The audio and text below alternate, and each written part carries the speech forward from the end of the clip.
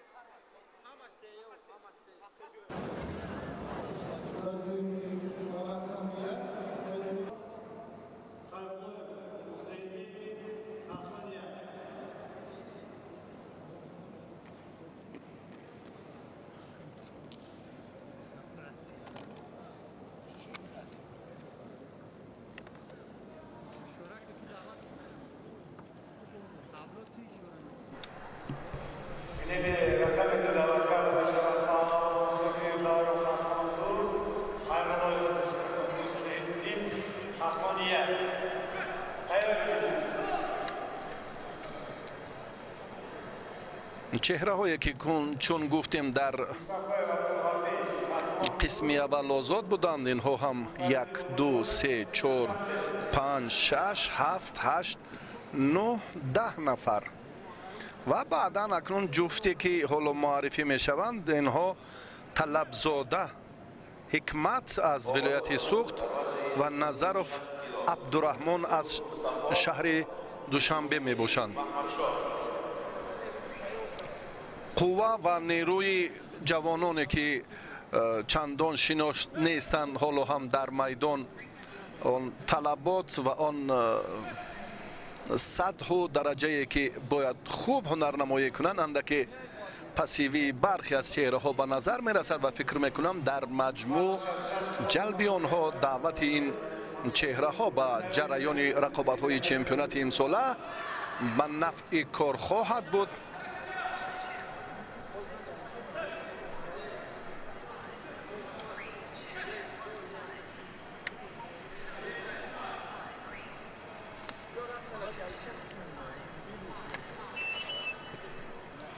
پهلوان سوختی یک حرکتی خوبی خود را هم ابتدا منظور کرد، اما در روند تلاشش اندک باز سستی جهت همان تقویت آغاز اصول خوبی خود به نظر رسید و داور اکنون از این حالت نظر هم استثنا نبودن فرصت هایی که خیلی برایش مناسب بودند این رو هم ثابت کرد و پهلوان شهر دوشنبه، البته این چهره ها از میدان نیروسنجی های منتخب‌های جوانان کشور به مسابقات امسال راه پیدا کردند که هر یک مرحله را هم بهتر و جالبتر ثابت می‌سازد و رفتی نیروسنجی ورزشگری سوخته در دقیقه اول خوب بود و بعداً دیدید که داور حملکای با تصدیق این گفته ها شیدو را به پهلوانی سوخته داد. مقصدناک صرف نمودن وقت بسیار هم مهم است در جودو، چون که وقت خیلی کوتاه و مسئولیت خیلی زیاد.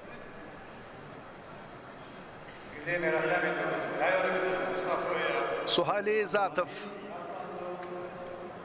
داوری کلاب شهر اشاره میکند از راست از مرکز میدان باز نیروسنجی پهلوانان جریان گیرد.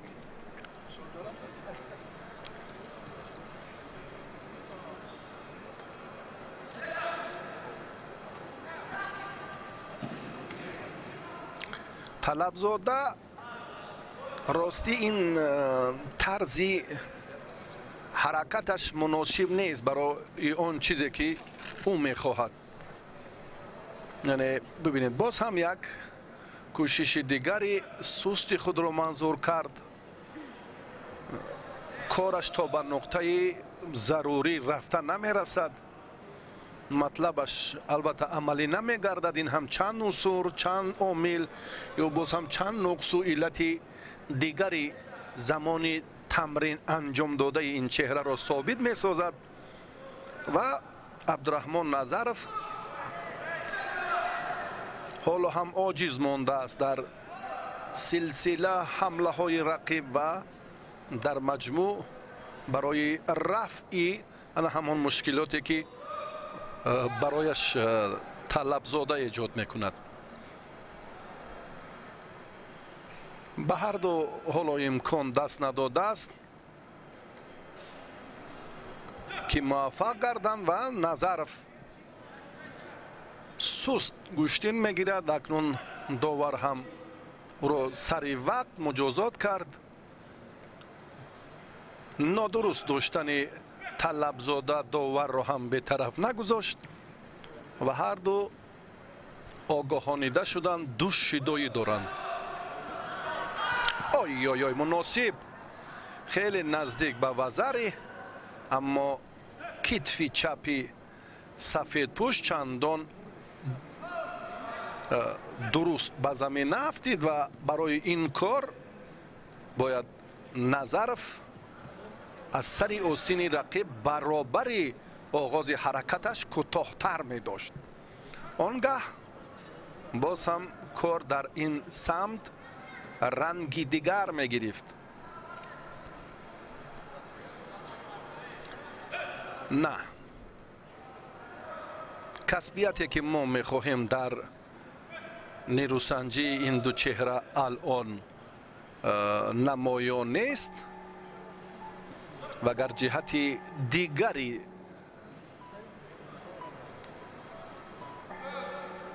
تفاوت داشتن نیروسنجی آنها رو هم قیاس کنیم، این چهره ها البته از میان جوانان رشد کردن، شکفتن و به این مرحله آمدن. در وقت اضافه هر دو برای امتیازی طلایی تلاش خواهند کرد.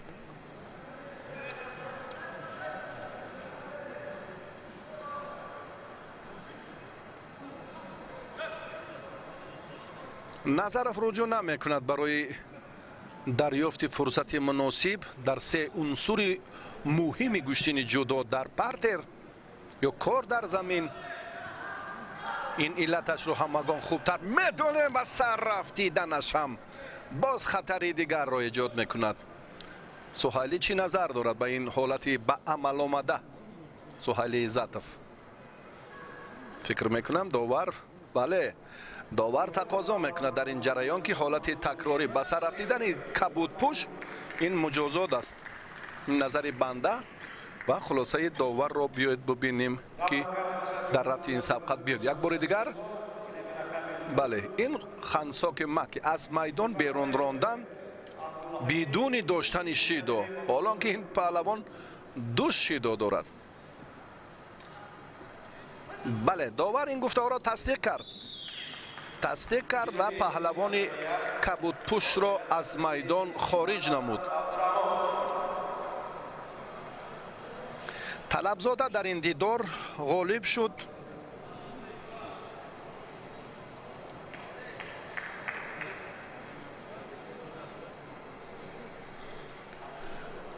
و به مرحله دیگر رفت، به مرحله دوم نیروسنجی.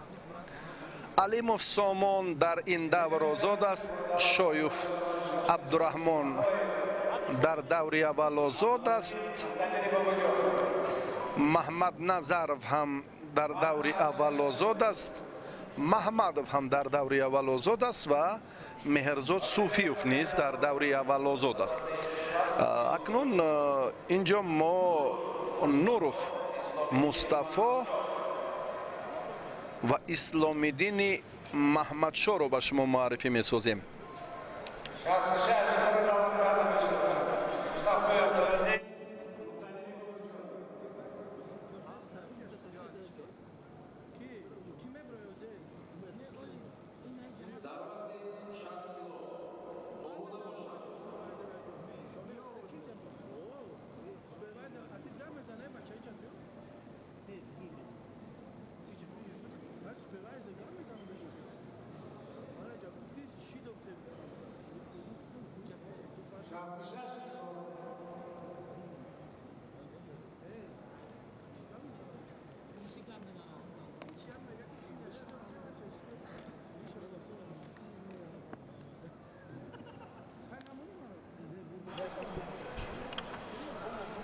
پهلوانانی که حالا به میدان می آیند به معرفی نیاز دارند. از ابتدا هم گفتیم که ما چند تن از چهره هایی که اینجا معرفی شدند در دوری اول آزاد بودند و حالا اکنون نوروف مصطفی با خلعت سفید از شهر دوشنبه، اسلامیدین محمدشاه از رشت، از منطقه رشت،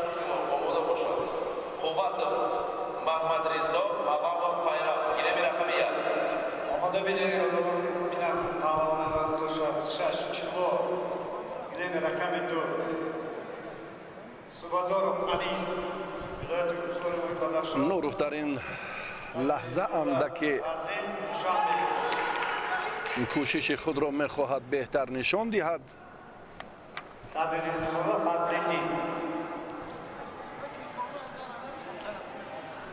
اسلامیدین محمدشاه پهلوان رشتی با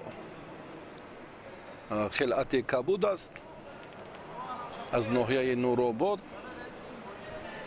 اگر اشتباه نکنم بله چون زیادالله غیاسوف را میبینیم که همچون ثانیه سنج الان در همان منطقه جای مشخص مربیان قرار دارد. و زری بسیار هم مشخص، حرکت مناسب، فرصت خوب رو هم نوروف دریافت. مصطفی پهلوان شهر دوشنبه و صاحب امتیاز اول شد.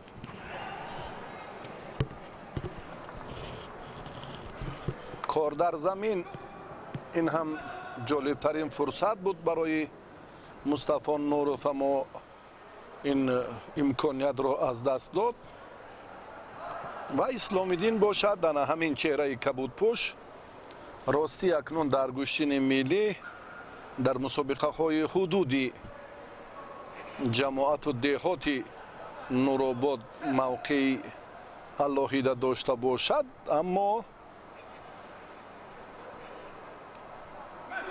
در مقابل پهلوانان دوشنبه شهر اکنون مشکلی برایش بیشتر ایجاد می‌گردد، چون این هم هست و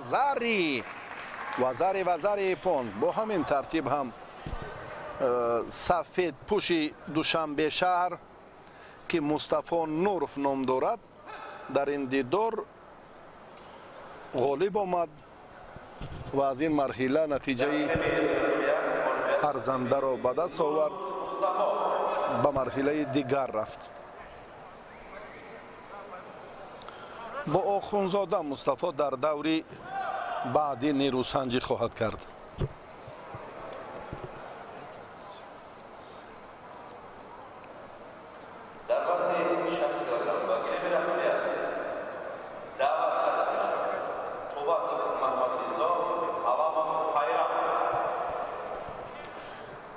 اکنون چند نفری پهلوانانی که حالا در دوری اول آزادند آنها معرفی نمیشوند تا مرحله که به میدان می آیند و قواتوف محمد رضا با پیرو علامов ورزشگری شهر و ناحیه‌های تابع مرکز اکنون به میدان خواهد آمد. امید رحمانوف داوری جوان، امید تحت راهبری ناصر بازاروف طی چند سال تمرین کرد در چمپیونات آسیا در مسابقه های بین المللی مقام شایسته هم نداشته باشد اما به جایزه های افتخاری شرفیاب شده است. داور جوان در میدان قواتوف را ما خوبتر میدانیم. محمد رضا اکنون محمد صالح برادر او هم در دوری اول آزاد بود. قواتوف نادرست از دست حریف داشت، یعنی پنجش زیر آستین حریف ماند که به او شیدا دادند.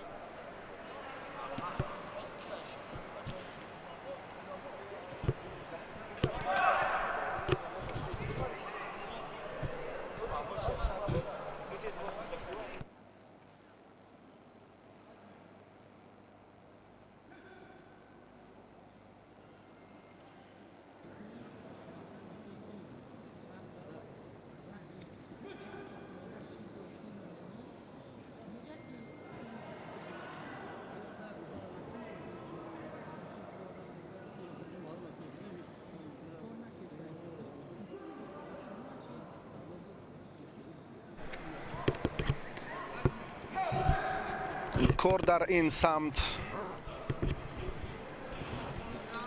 از جانب محمد رضا قواتوف باید بهتر انجام یابد. پهلوانی که راستی تجربه های مسابقات زیادی سطح بین المللی را دارد.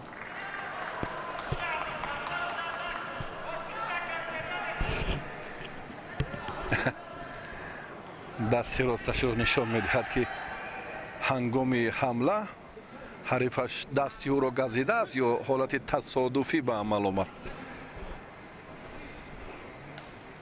پیروان سوارز در گوشتین جدا نیز هستند یا تصادفاً این حالت رخ داد. و علامov نزد دکتر می رود. این نزد دسته شهر و ناحیه های تابع مرکز است. در خصوصی دستاوردهای این چهره البته می سازد که باز هم سخنان زیاد گفت. بیاید بهترش یک لحظه به همان فرصت مناسبی خیلی هم مشخصاً پرتافتی ورزشگری نامور کشور رسول باقیوف را هم اینجا تکرار کرد، اما گردش دورگشتن یک حالتی خیلی سریع از جانب حریفش به آن باعث گردید که قواتوف از او امتیاز ستانیده نتواند. قواتوف هم نزد دکتر مسابقه آمد، باز برگشت به جای خود. نیروسنجی ورزشگران ادامه خواهد یافت. پرویز علامov راستی تسلیم شدن نیست. برخی از چهره‌هایی که امروز کشف میشوند یا نفرانی که در منطقه خود ظفر یافتند البته به چمپیونات مملکت سفر برگردیدند. این هم باز هم самтҳои дақиқ ва мушаххаси худро дорад. яъне инҷо ҳар як варзишгар ҳуқуқи ширкат варзиданро надорад.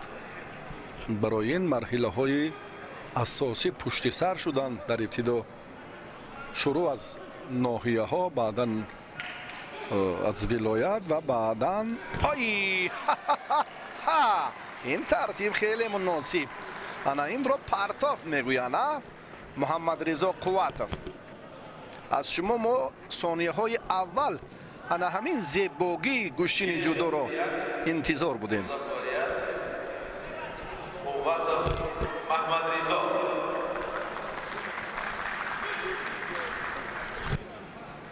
ва азизуллоев амирҷон аз дастаи хатлон 2.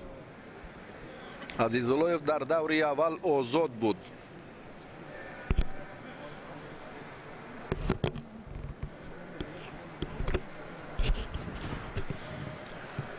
дастаи хатлон 2ро имрӯз чанд мураббӣ омода намуд.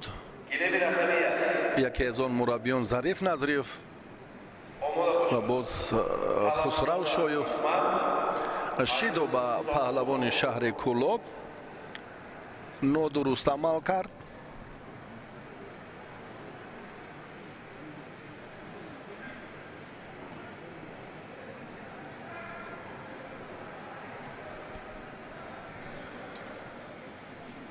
аз боло акнун Муҳаммад Солеҳ хубтар дошт. имконияти муносиб пайдо кардан натавонист. амалро андаке нодуруст иҷро кард ростӣ. чун Қувватов Муҳаммадризо бародараш андаке пештар ба истифодаи ҳамин усул эътибор дод. аммо Муҳаммад Солеҳ андаке инҷо ба саҳлангорӣ роҳ дод. ба ҳар нав хуб аст. фишор меорад, ҳарифаш муҷозот мегардад. ин ба нафъи кори уст. муҳаммад Солеҳ медонад ки 37 нафар муддаӣ имрӯз дар суратмаҷлиси ин вазн қарор дорад. барояш албатта даври 1, 2, 3, 4, 5, 6 рақобатро ин паҳлавон ба комёбӣ анҷом диҳад. он гаҳ метавонад ки дар ҳамин вазн тоҷикистонро дар арсаи ҷаҳонӣ муаррифӣ созад. ҳоло ин дуюмин даври нерӯсанҷии паҳлавони сафедпӯш аст. акнун варзишгари Кӯлобшаҳр инҷо ҳам Амирҷон Азизуллоев аз таҷрибаи ҳарифаш намеҳаросад. ба ҳар нав таҷриба нақши созгор дорад, аммо боз ҷиҳати равонӣ бояд паҳлавонон омодаи хуб бошанд. яъне равоншинос бояд бо инҳо бештар кор барад. баробари оне ки мураббӣ инҷо таваҷҷӯҳ мекунад. мураббӣ дар омодагии ҳамаҷонибаи ҷисмонӣ ва боз ҳам паҳлӯҳои мушаххас, аммо равоншинос нақши созгор.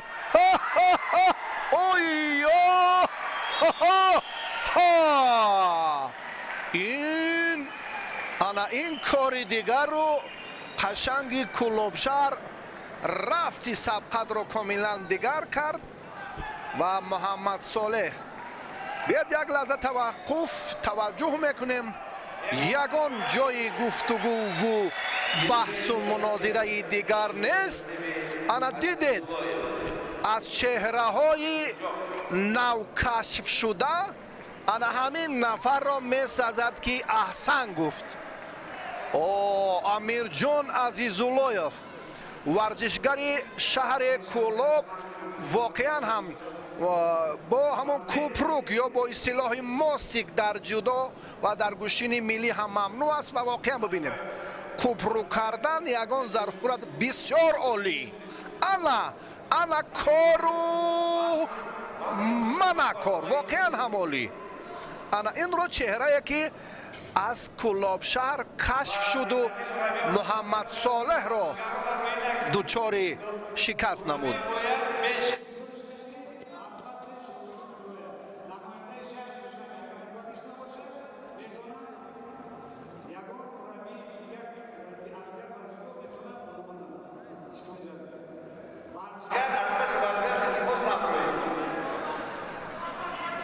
Qurbanjonov va Mahmadizoda حالا در میدانند. راستی آنقدر توضیحی که راجع به مهارت محمد صالح قوت افتادیم و مرحله های بعدی او را هم شمردیم کاملا کار رنگی دیگر گرفت. هرچی را انتظار شدن ممکن است. قربانجانوف ورزشگری خلعت سفید داشته دلر نام دارد. از کلوب وستن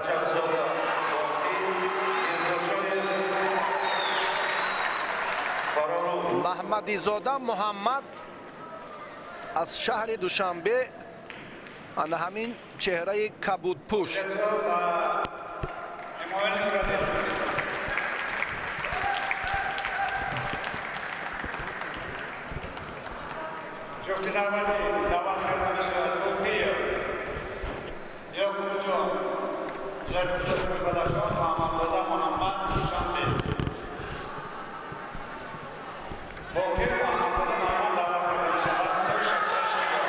بسیار هم سید رحمان بیکوف با دقت این پرتاف را اعتبار داد. شبهه دارد برای امتیاز دادن.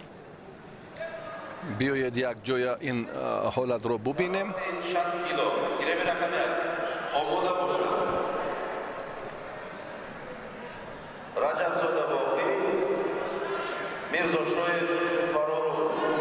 خیلی نزدیک امکان پذیر و زری. اکنون این دقیقا اگر در گران پری و گران سلام بیشتر این حالت های بحث رو هم ما مشاهده میکردیم که داوران سطحی بین المللی بهای مناسب میدادن. بله همین طور هم باید باشد. وزری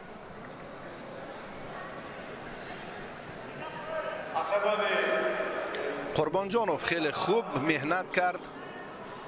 امتیاز رو صاحب شد.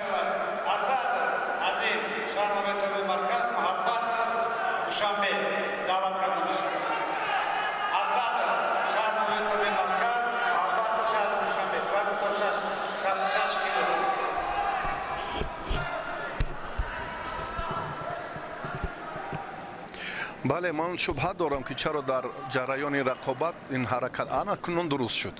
دیدید فکر کردم که سفید پوش رو چون یک پرتافت خیلی مناسب انجام داد این از جانب محمدزاده بود. بله شیدو با قربانجانوف دادن اکنون درست شد. در تابلو هم اندکی صعب شد چگونه ای که لحظه تکراری رو خواستیم که طلب کنیم از وقتی بیکوف عزیزالدین سفرов در لحظه مناسب. اکنون اشتباه رو هم اصلاح کردم دقیقاش. محمدیزاده این کار رو خیلی خوب انجام داد. رقیب رو جفت نزدیک کشیدن با قفس سینه پرتاف کناری چپ و بیشتر پهلوان سمت راست رو اختیار میکند که بسیار هم در روند گوشتین ملی این اصول خیلی معمول هم هست. حالا تلاش پهلوانان در زمین چندان رنگین صورت نمیگیرد.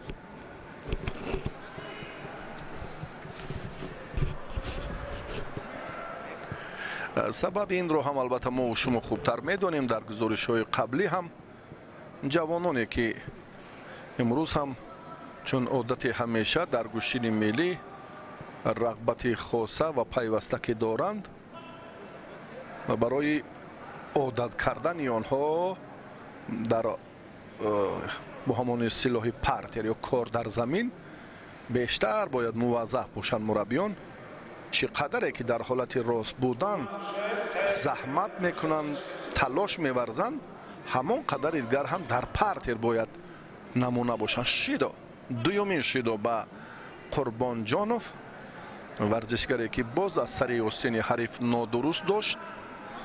سید رحمان بیکوف این رو هم خیلی ماهرانه مشاهده کرد. از وقتی اساسی نیروسنجی پهلوانان 3 دقیقه اکنون پشت سر شد.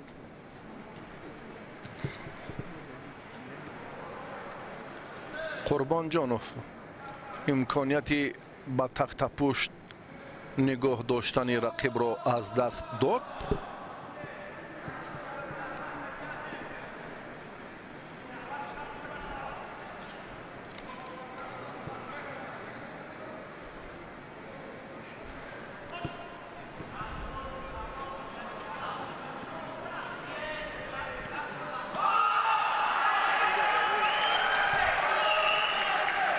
بسیار احسن با مربی با پهلوان جوانی که خوب خود را نشان داد،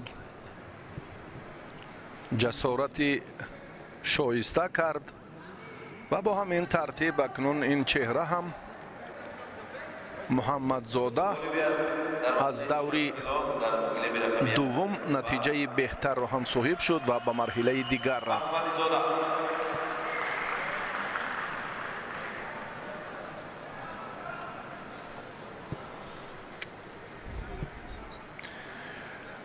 با عزیزاللایف پهلوانی که محمد صالح را مغلوب کرد، محمدزاده محمد نیرو میسنجد در واخری های 8-1 نهایی.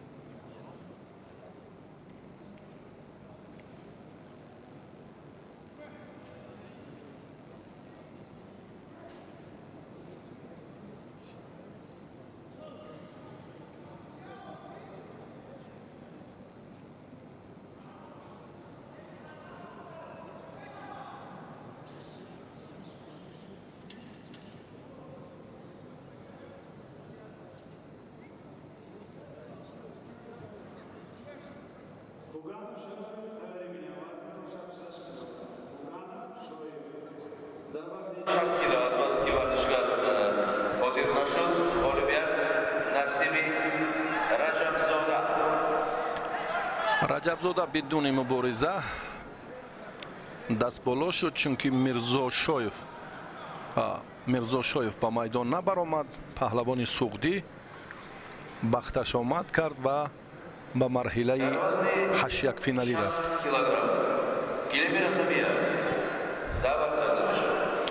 شیروف عمر خوجایف اکبر پهلوانان در نیروسنجی های 1-16 نهایی قرار دارند. با معلومات تماشابینان محترم تلویزیونی ورزش میرسانیم که در صورت مجلس وزن 60 کیلو 37 نفر مدعی برای زینه های افتخاری تلاش میکنند. این موفقیت است، یعنی تعداد زیادی داوطلبان عنوان های شایسته چمپیونات امساله. از این برمیآید که مرحله های اول و دوم در شهر و ناحیه ها و ولایت های کشور خوب انجام یافتند و بدون مبالغه جودو این نوعی دوست داشته مردم تاجیک است. سرچشمه معتمد این رو هم ما اگر به گوشتن جودو نسبت دهیم اشتباه هم نیست، چون که تاریخ 5000 ساله گوشتن ملی ما نفوذ بین المللی گرفتن گوشتن ملی گوشتنگیری این شایسته ترین و بزرگترین دستاورد ورزشی مردم تمدن آفر و شرفمند تاجیکستان محسوب می‌یابد که در این جاده غمخواری های روزافزون سرور معظم ملت پرزیدنت جمهوری تاجیکستان محترم امامعلی رحمان بی‌نظیر است. و در شهر چوریخ شویتزاریا قید نام شدن این فدراسیون گفته های ما را دیگر باره هم ثابت می سازد. میدان را اکنون چهره های باز هم پور میکنند که با ما و با بینندگان هم آشنا نیستند. یکی از اینها عزیزاللایف پهلوان کلاب شهر که بعدی البته او دیرتر به میدان می آید، چون که یک دور پیش محمد صالح را دچار شکست کرد. پهلوان شهر دوشنبه حالا بر نقطه خیلی مشکل و ضعیف قرار دارد. 8-0 لااقل 10 و ضریح دقیقاً 12 13 و 14 و از اکام حالت نگاه داشته بعد تخت پوش فرصت مناسب تمام کار را شیروف به انجام رسانید. خیلی خوب. اکنون پهلوانان ما هم باید این عنصرها، این عاملهای مهم جودو را هم پیشه کار خود کنند در میدان. اولین غلبه در مبارزه امروزه توسط استفاده همون اصولهای کار در زمین. داور از ناحیه ونجست اصلیدین بچه بیکف.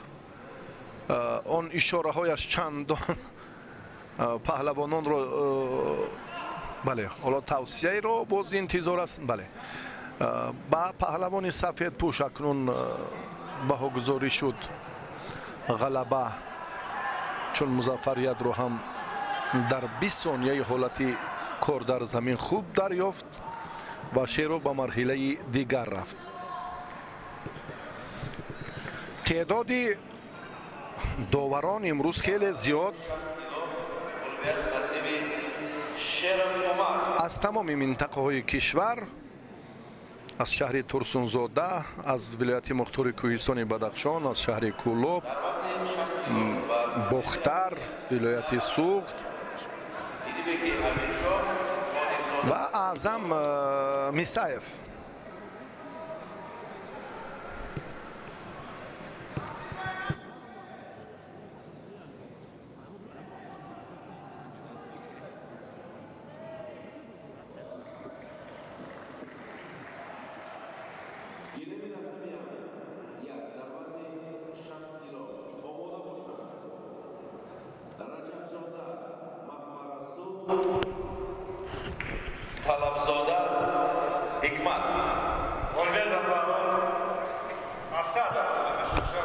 داور اعظم میساقوف میسایف نسبایی که خیلی شباهت مانندی دارن به یکدیگر. میساقوف داوری درجه جمهوریوی است. داوران زود عوض می شوند. این به رفتی نیروسنجی به شفاف صورت گرفتن قوازمایی پهلوانان باز هم مساعدت میکند. امکانیت مناسب برای به حالت خوب و نتوانست. حرکت ایدیبه که امیرشاه از شهر دوشنبه اندک سستر بود. در این جریان باید با سرعت و با باوری اکنون حریف را به تخت پوش نگاه می داشت. اندک فارغ باری کرد.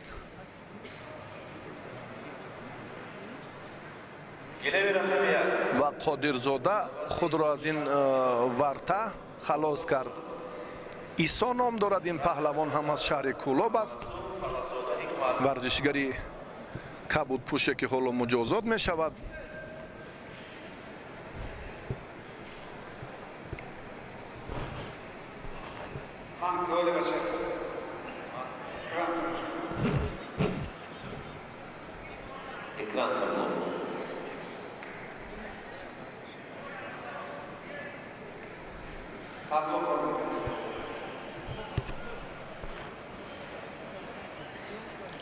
در این جریان ایسا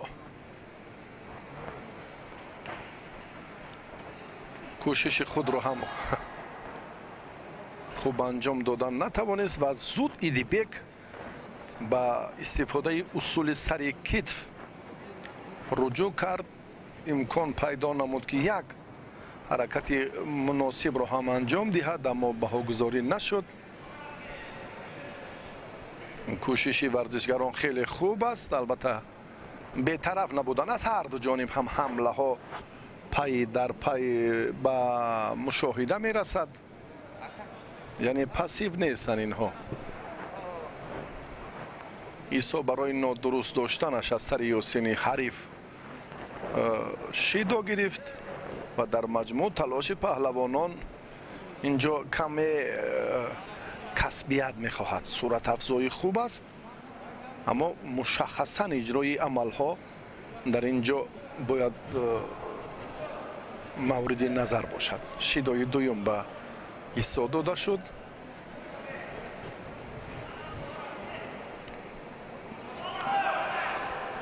ایسا در برابر ناکامیش باز یک حرکتی بهتری خود را هم اینجا سامان داد.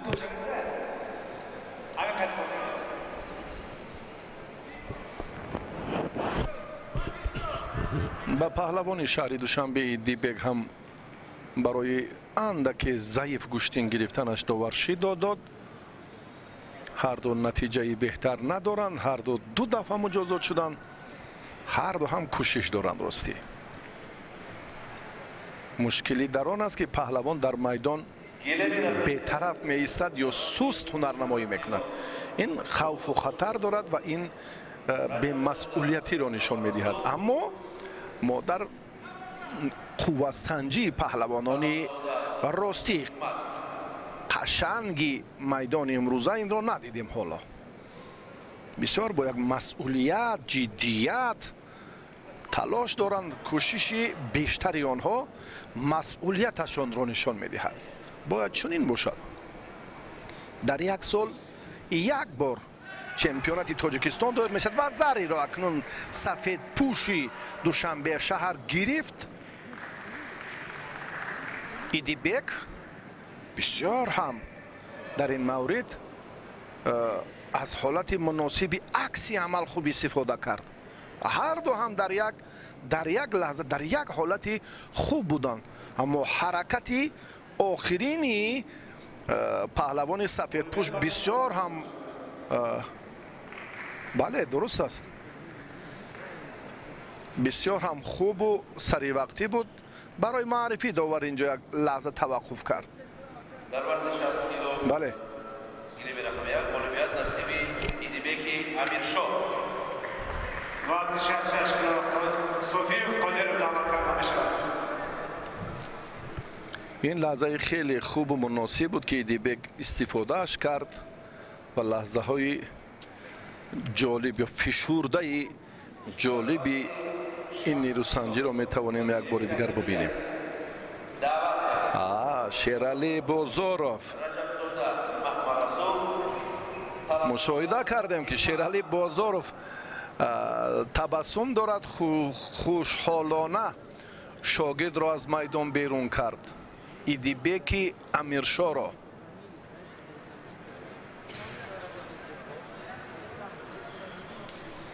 احتم رجبوف، سعدی معدیوف، رحمتوف و چند تن از پهلوانان مردمی در گوشین ملی را اینجا هم چهرهشان را منظور کردند که خیلی استادان صاحب تجربه در جاده کاری خودند.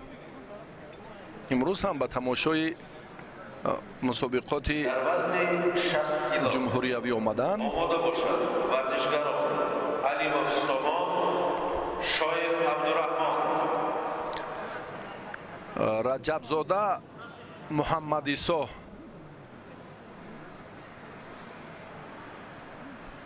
از منطقه باختر از دسته خطلان یک است و طلب زاده حکمت پهلوان سوغدی در دیداری اول عبدالرحمن نظرف را مغلوب کرد و حالا در مرحله 1/16 نهایی قرار دارد.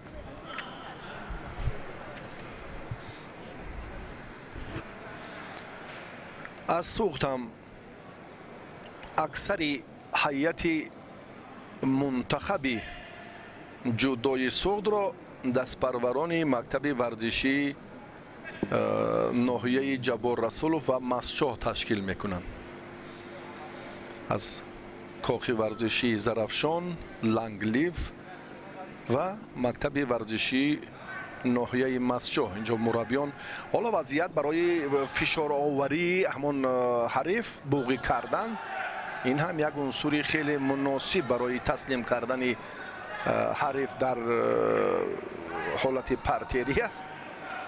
довар акнун зуд соҳроб бозоров ҳам бояд мушоҳида кунад ки вазъият боз ҳам ногувортар нагардад. аз хуш рафтани варзишгар инҷо ҳам дар назар аст. бибинед чархиш давр гаштан зуд ҳарчи зудтар ин корро агар раҷабзода анҷом диҳад аммо натавонист. бисёр фишор овард аммо талабзода худро аз ин вартар раҳо кард ва боз аз рост акнун қуввозмоии паҳлавонон сурат мегирад. талабзода нодуруст корро шурӯъ кард дар истифодаи усули сари китф.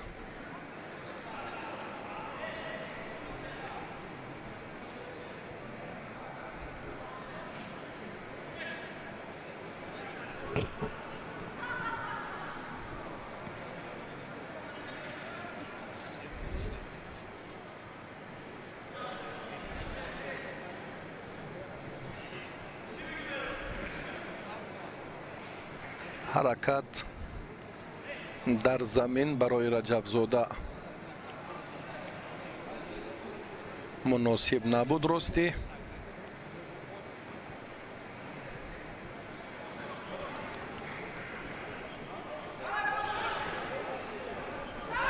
ой бисёр ҳам кӯшиши раҷабзода хеле хуб ба мушоҳида мерасад.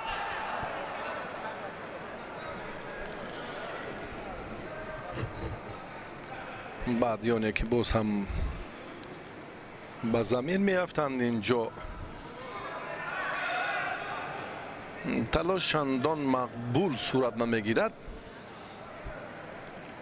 дар қиёс ба қувваозмоии ҳолати рост будан.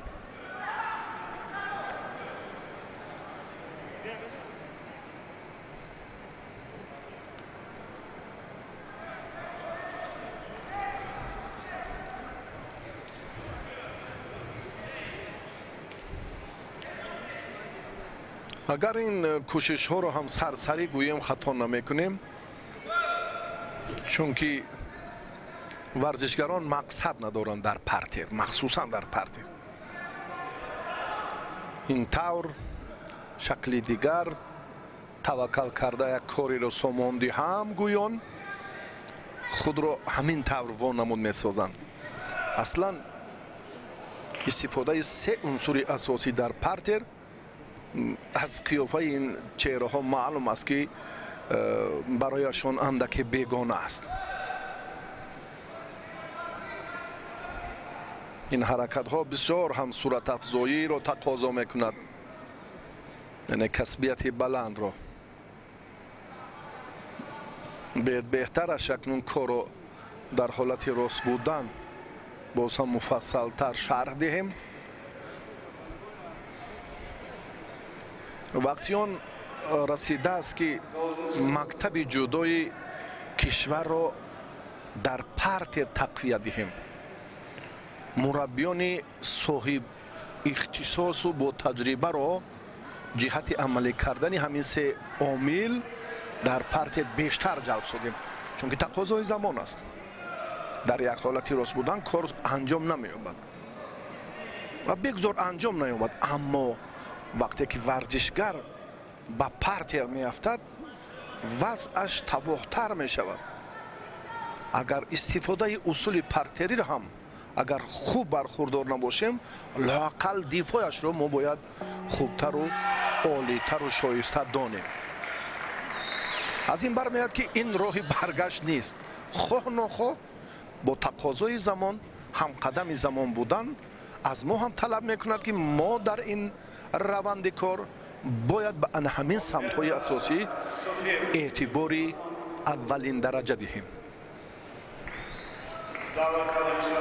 таърих гувоҳ аст ки чӣ гуна паҳлавонони мо дар партер шикаст хӯрдан чандин даҳҳо маротиба унвону натиҷаҳои шоёну шоистаи мусобиқоти байналмилаливу фароқҳоравиву олимпиро ҳам аз даст доданд, махсусан бо иллати ана ҳамон мушкилоти кор дар замин.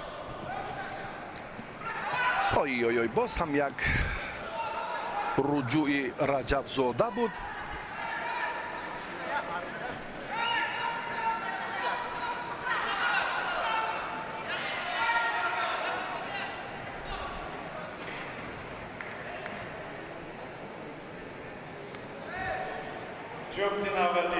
раванди муборизаи имрӯза акнун дар вақти изофа аз паҳлавонон дигар чӣ тақозо мекунад, чун гуфтем дар мавриди мушкилот ҳоло ҳам боз Раҷабзода як лаҳзаи хубро оғоз мекунад, аммо барои дарёфти имтиёз чунин амалҳо чандон мувофиқ нестанд. вақт хеле тӯл кашид, ҳарду ҳам хаста, ҳарду ҳам бемадор шуданд. идомаи майдондорӣ баробариро нишон медиҳад. паҳлавони хатлону суғд варзишгари сафедпӯш аз бохтар аст. Талабзода аз вилояти суғд ва рафти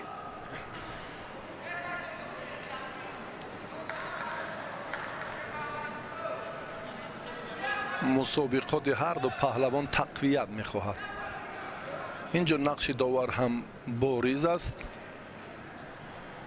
ки назоратро ҳам ҷиддӣ ба роҳ монад. Суҳроб Раҳимов, Суҳроб Бозоров амри идома додани қуввозмоиро кард. паҳлавонон бибинед ки ин Талабзода ҳам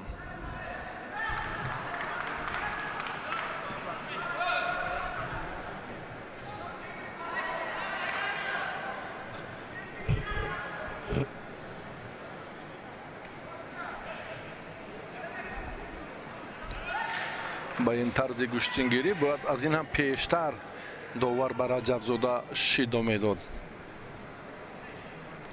тӯлонитарин сабқат дар рӯзи аввали чемпионати ҷумҳурии Тоҷикистон махсусан дар ҳамин вазн миёни Раҷабзода ва Талабзода сурат гирифта истодааст. дар маҷмӯъ дақиқаи ҳафтуми талоши паҳлавонон хеле ҳам наздикӣ дошт ба матлаби ниҳоии Раҷабзода. ҳатто довар ҳам ба ин шубҳа дорад. агар аз канори дигар аз нимаи китфи рости ҳариф мо ҳолати такрорро бубинем, метавонем гуфтаҳои худро тақвият диҳем. биёед як бори дигар бубинем. хеле наздикӣ дорад, имконпазир аст ва ин ба салоҳияти худи довар вобастагӣ дорад, махсусан дар ҷаҳони ҷудои имрӯза. бале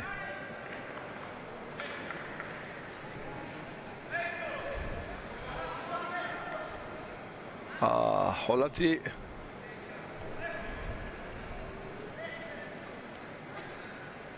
баҳсбарангез ба миён омад. ҳоло хулосаи мушаххас нест дар мавриди баҳогузорӣ. ин имтиёзи тиллоӣ аст. баробари муаррифӣ шудан аллакай ғолиб ҳам мушаххас мегардад дар дақиқаи сеюми вақти илова.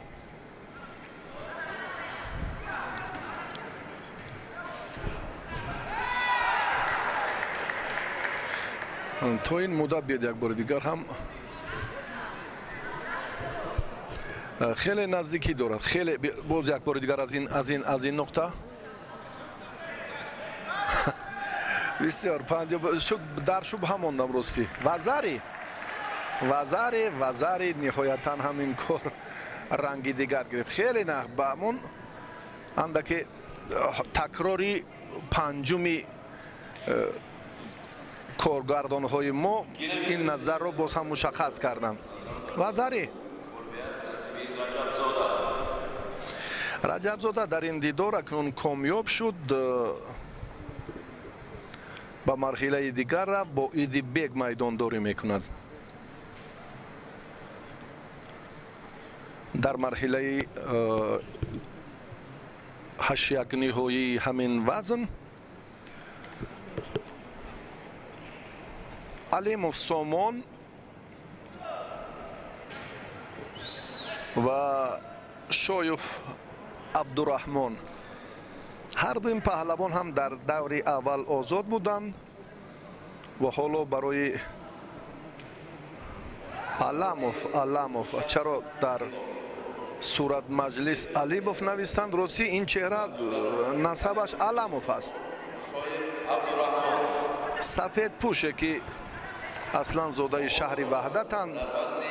ин сулоларо мо хубтар медонем. Алишер, Манучер, Аламовҳо, Хусрав Аламов, хеле паҳлавони номвар, паҳлавони феълии кишвар.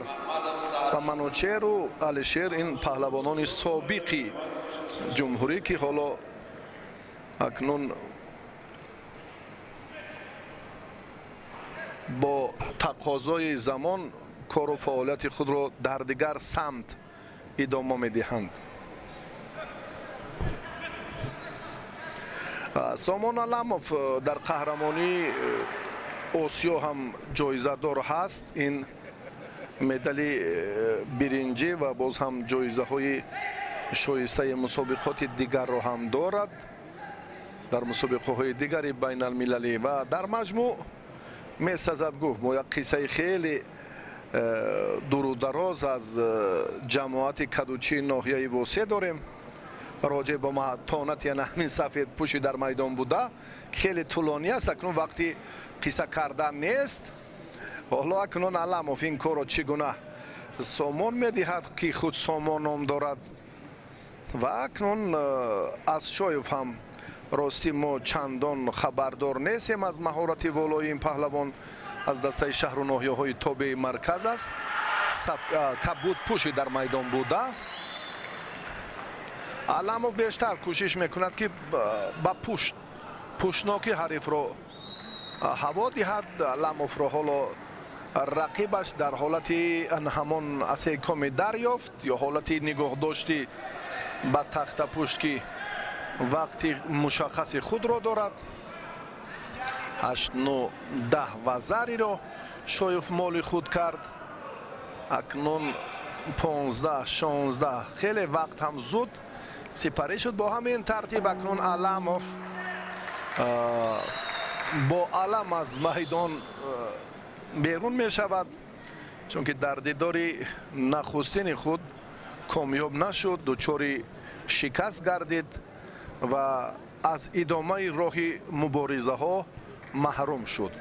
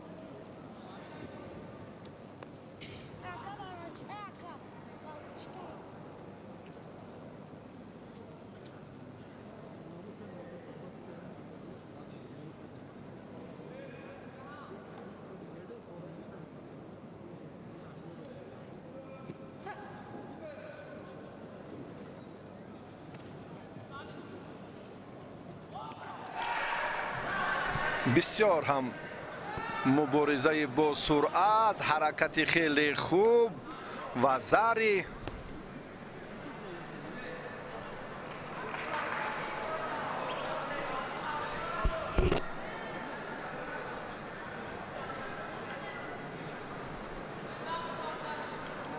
محمد نظرов با محمدов حالا در میدانند. نسب‌ها خیلی مانندند. نیروی ورزشگری کبودپوش خیلی هم خوب به نظر می رسد. محمدов سعدی ورزشگری شهر دوشنبه.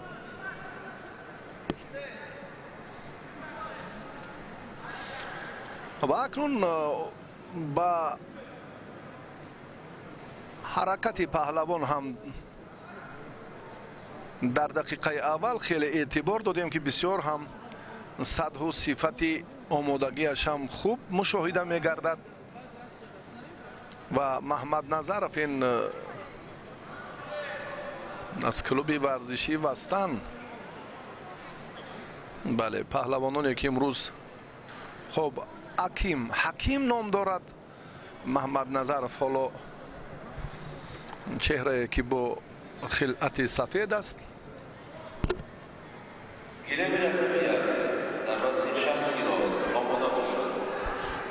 محمد نظرов حکیم، محمدов سعدی.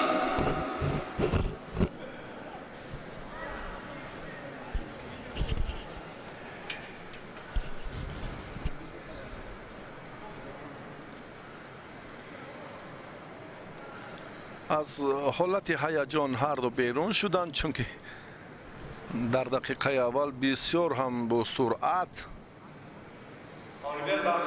جرأت خود رو هم خوبتر و بهتر نشان دادند.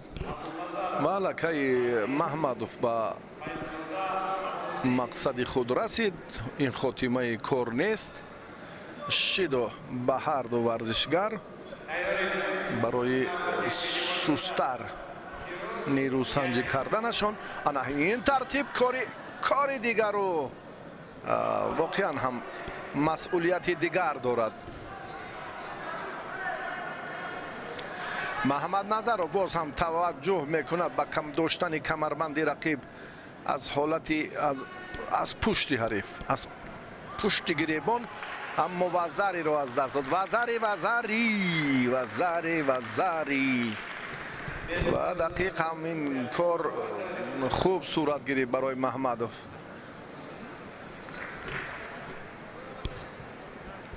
چهره با دو وزری صاحب مظفریت شد و به مرحله دیگر رفت. محمدov سعدی به دور دیگر رفت. از ولایت مختار کوهستان بدخشان ورزشگری که ناکام شد.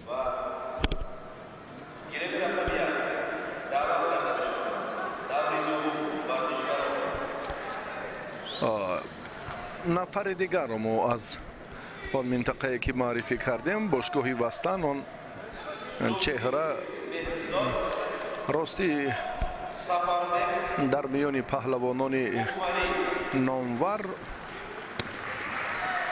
محبوبیت ندارد. اینجا هم کلوب ها الکی در علاهیدگی باید که مشخصا نمایندگی خود را از منطقه های کشور اینجا سفربر کنند و اکثر آن افرادی که در وستن تمرین میکنند راستی از ولایت مختار کوهستان بدخشان نیز هستند، چون که ما مربیان اونجا رو بیشتر میدونیم. نظرov رستم و باز دو مربی جوان دیگر و سلیم احمدov هم نوکک به این باشگاه پیوست. و بیدکن توجه میکنیم به میدانداری پهلوانان دیگر. صوفیov مهرزاد زاده ناحیه جبار رسولوف ولایت سوغد است. از دسته دوشنبه هنرنمایی دارد. قهرمان جهان در قزاق کورش آخر سال 2022. устоди варзиши дараҷаи байналмилалие дар чемпионати осиё медали нуқра дорад. ҷомии осиёро дар бишкек ба даст овардааст ва роҷеъ ба фаъолияти ин чеҳра рости банда ҳам як корнома, як саҳифаи дурахшони онро ҳам дар телевизиони варзишӣ инъикос кардем. хеле ҳам хуб Сафарбек инҷо бубинед ки Сафарбеку партер хеле харсахҳо дуранд.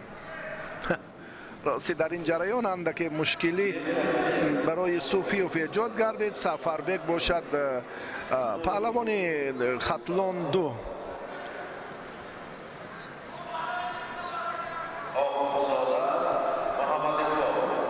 ҳукумат Сафарбек аз дастаи хатлон як кӯшиши худро ҳам инҷо беҳтар оғоз кард. бонувон ҳам ҳатто аксбардорӣ доранд. ин хеле хуб аст. теъдоди варзишгарон тамошобинон ҳам бештар мешавад. ой лаҳзаи хеле муносиб барои дарёфти имтиёзи вазари Софиёв бояд гӯштини хуб гирад. ман фикр мекунам ки дар муқобили паҳлавонони на чандон номвари дигар минтақаҳо маҳорати ин варзишгар комилан бояд фарқ кунад.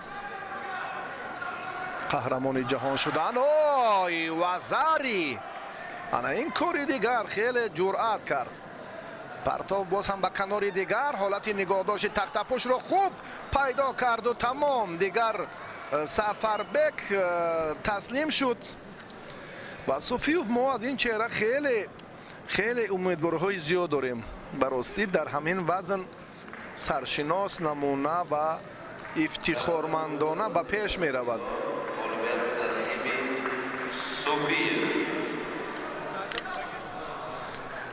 Софиёв ба даври як ҳаштниҳоӣ рафт.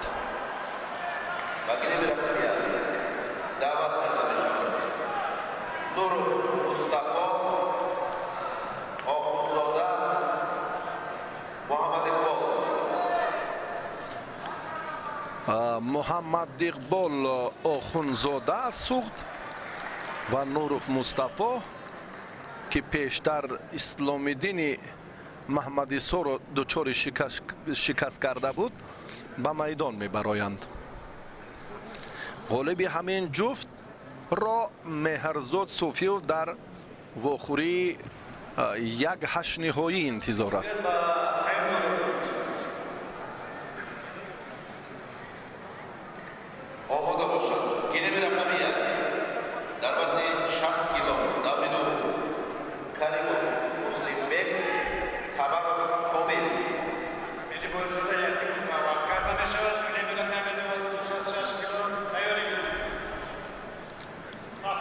Нуров дидори аввалро хеле хуб шурӯъ кард.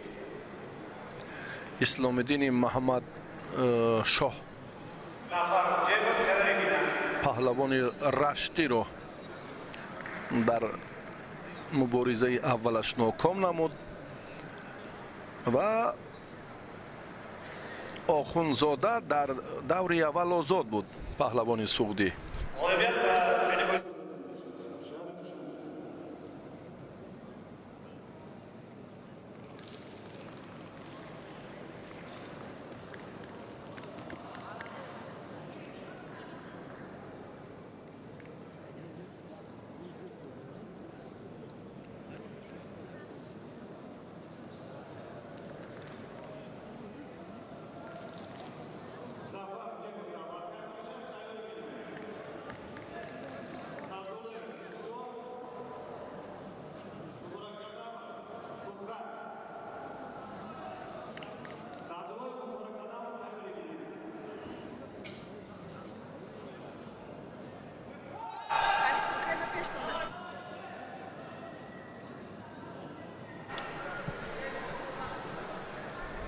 талоши паҳлавонон боз ҳам самараи дилхоҳ ба бор наовардааст.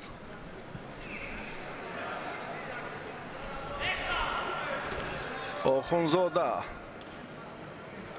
پهلوانی سوقدی و نوروف هم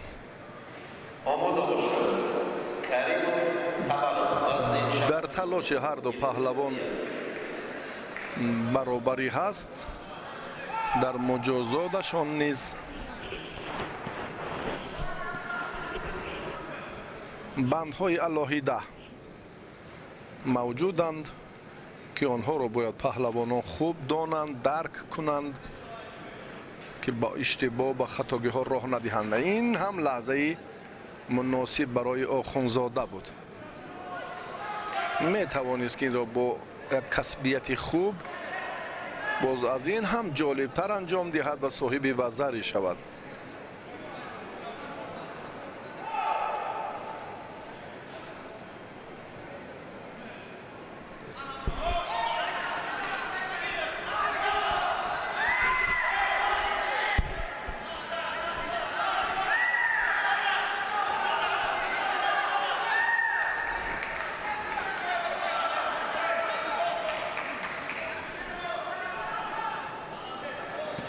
بسیار حالت خوبی عملهای پرتری موجودند. از نقص گفتیم جوانان حالا برای عملی کردن همان فقط حالتی به تخت پشت نگاه داشتن اعتبار میدهند. حالا که بوغی کردن از گریبان وقتی که مشخصاً می‌دارند و این هم روندی عملی سازی کاری پرتری از ورزشگر بسیار همون چست و چالاکی را تقاضا میکند. بسیار با سرعت باید این کار را خاتمه دهد که حتی رقیبش هم پیخست نکند که کار در این زمینه چگونه خاتمه می‌یابد. سبب همان سست انجام یافتن سه عنصری با موفقانه پرتری همین است. شیدا آخوندزاده باز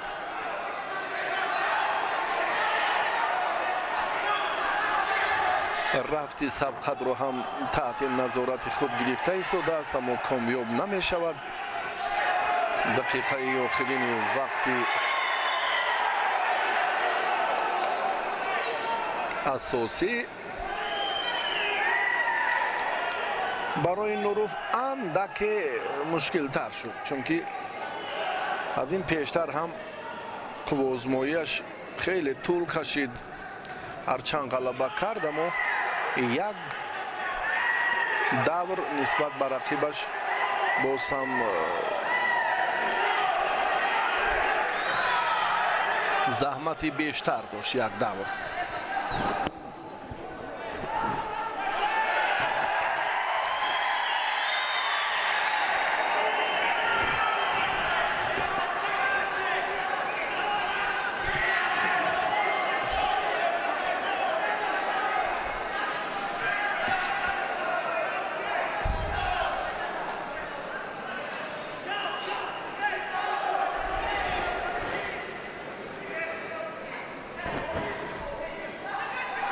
داور از شهر ترسونزاده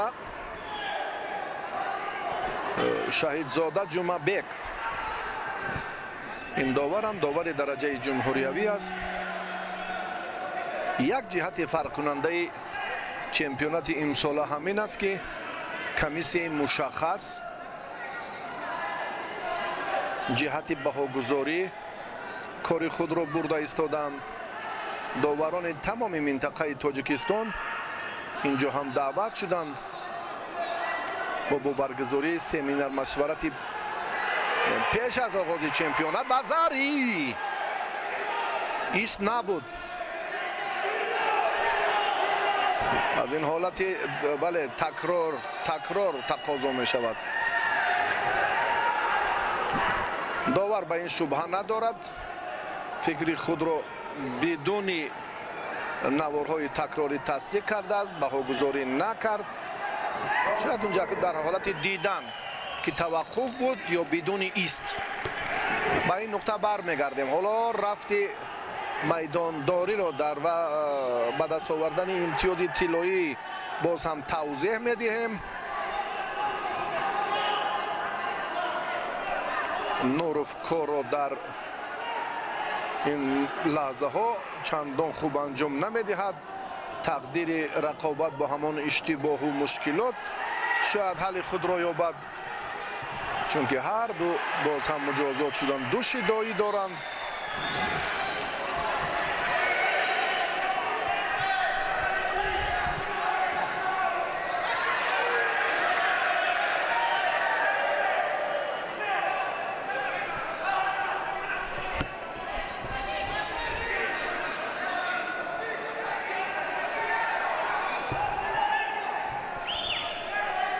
دقیقه دومی وقتی ایلاوگی.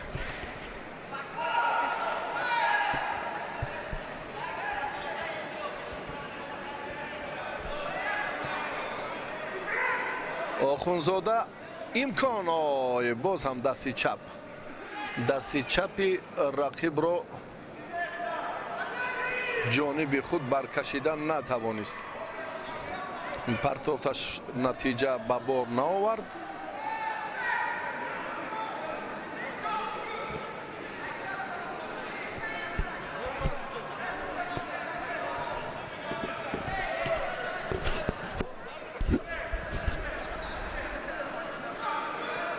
مبارزه ادامه می‌یابد. گوشتین پهلوانان خیلی سرعت دیگر گرفت.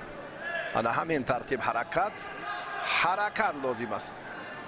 یک بار ایستاد این مته امر داور که از میدان بیرون شدن هر دو. مربی پهلوان سفید پوشت نوروف حالا منظور این در مکتب تمایلی ورزشی سالیان طولانی به حیث مربی بود. آی آی آی آی این واقعا هم هیجان آور و احساسی بودن پهلوان سفید پوش رو هم نشان داد.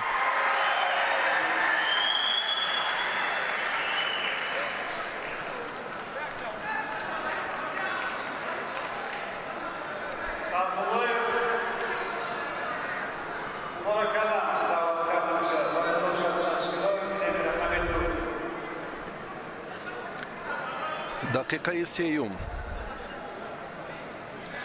پیشواز زد، بسیار هم خوب بود به طور کسبی. نوروف خونزاده هم بسیار جوانی که میخواهد در این روند باز دیگرگونی رو به میان آورد.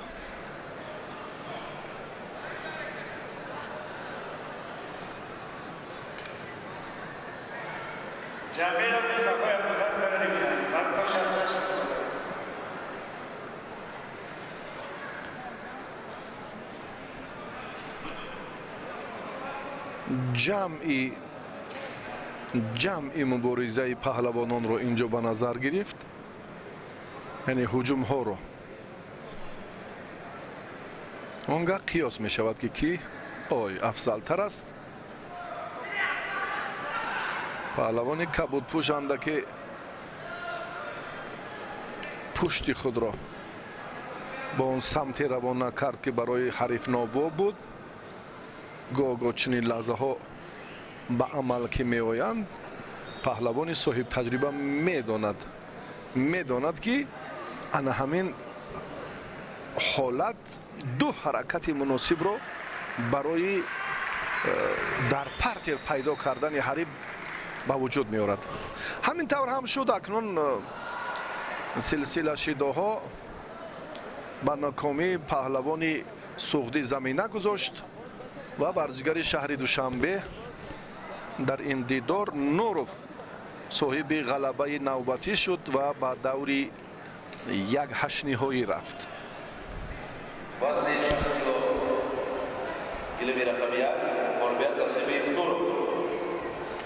حالا مسلم بیگ کریموف با تبرف کامل به میدان میبرایند. بعد چند لحظه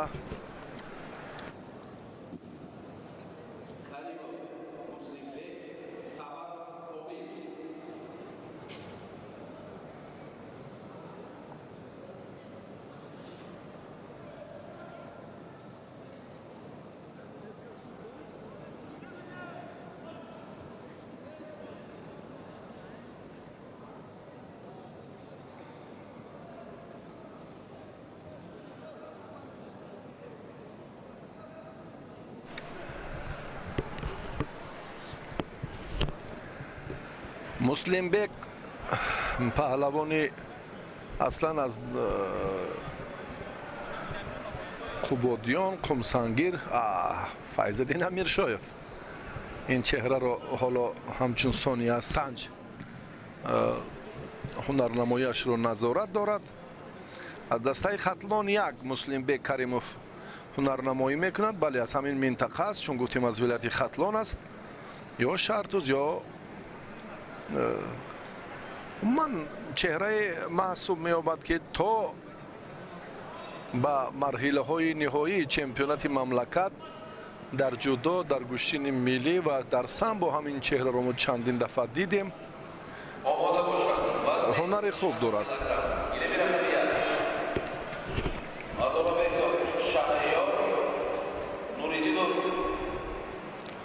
комил табаров ин варзишгари душанбешаҳр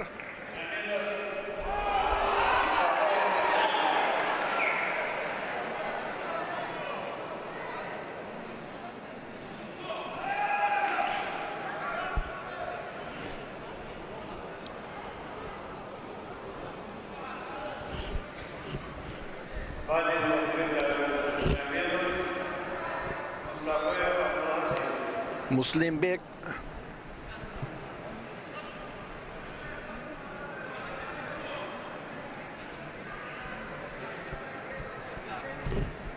дар муборизаи майдонҳои гӯштини суннатӣ ҳам ҷавони боҳунар аст. дар мусобиқаи байналмилалии гӯштини миллӣ соли пор ки аз ҷониби мақомоти иҷроияи ҳокимияти давлатии шаҳри душанбе сурат гирифт, мукофотҳои олӣ ба паҳлавонони ғолиби 5 вазн ки таъсис ёфта буд, яке аз шоҳи ҷоизаро ана ҳамин муслимбек гирифта буд. дар муқобили суфиёв ҳунарнамоӣ кард меҳрзод ва дастболо шуду соҳиби ҷоизаи олӣ гардид. имрӯз бошад акнун то дар дақиқаи сеюм ҳам чандон аз худ касбият ва маҳорати беҳтар нишон надода истодааст.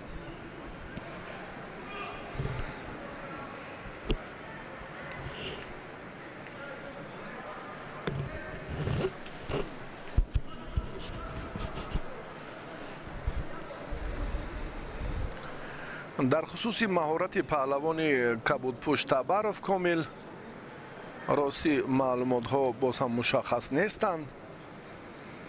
мо гуфтем ки имрӯз ҷавононе ба майдон омадаанд ва махсусан дар рӯзи аввал ва дар вазни то 60 кило ки бархе аз онҳо номвар нестанд ва дар марҳилаҳои ҳамон шаҳру вилоятҳои хеш зафар ёфтанд ва ба ин ҷо сафарбар гардиданд.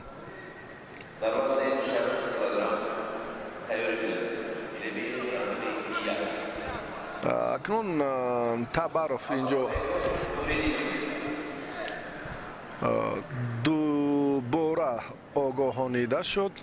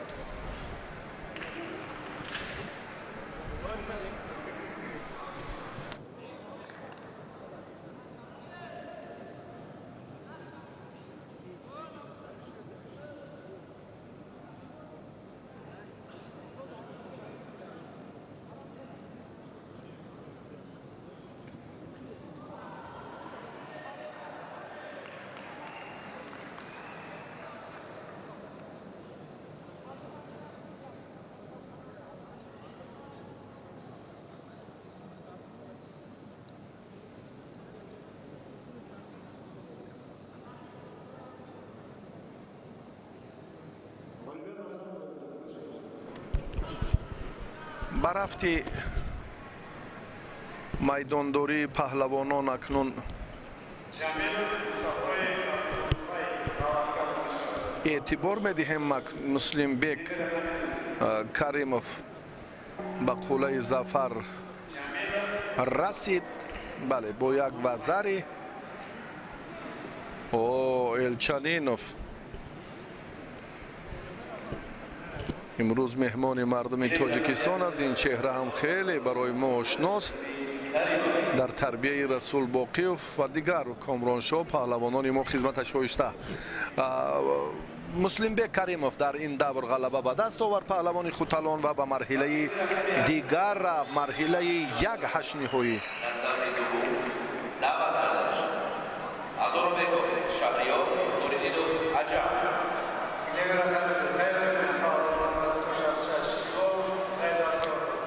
замонаев ва боз чанд паҳлавонони дигарро ҳаминҷо аз тамоми минтақаҳои тоҷикистон мо устодони варзидаст ноҳияи файзобод аз шаҳри кӯлоб он чеҳраҳое ки манзур карданд албатта ба чемпионати имсолаи мамлакат омадан. бисёр шаҳоматаш садҳаш баланд, мухлисони сершумор, фазои хеле ҷолибу мутантани иди ҷудо дар тоҷикистон. таваҷҷӯҳ ба рақобати дигар ба азорабеков, шаҳриёр нуриддинов алам аз шаҳру ноҳияҳои тобеи марказ. азорабеков аз вилояти мухтори кӯҳистони бадахшон. алон ин чеҳра вазари баҳогузорӣ шуд. на довар таваққуф кард ва фикр мекунам ин лаҳзае ки акун ба фикри довар ҳам эътибор диҳем ва назари худро ҳам мушаххас гӯем, ҳам ину ҳам он. навори такрориро аз коргардонҳо хоҳиш мекунем ки як лаҳза манзур кунам ва мо мушаххасан дар баробари аслиддин бачабеков, довари ҷавони ноҳияи ванҷ, ғалабаи ин ипон ҳатто раҳмат ба падарат бо самимият ва шоисатарин ҳолате ки буд. ба фирӯз бахтибеков, ба зиёддин сафаров ҷаҳони сипос бисёр фурсатро муносиб карданд ва мо ҳам пешдастӣ кардем ва бигзор ҳамин лаҳзае ки воқеан ҳамчунин буд. аслиддин бачабеков инро чӣ гуна вазари баҳогузорӣ мекунад? дақиқан ва мушаххас ипон буд. аз ипон ҳам агар он чизе болотару афзалтару волотар бошад бо ҳамон ҳазлҳои суробшои фаррухшо ҳамон хоҳад буд. воқеан ҳам олӣ буд. ҷолибтарин партов дар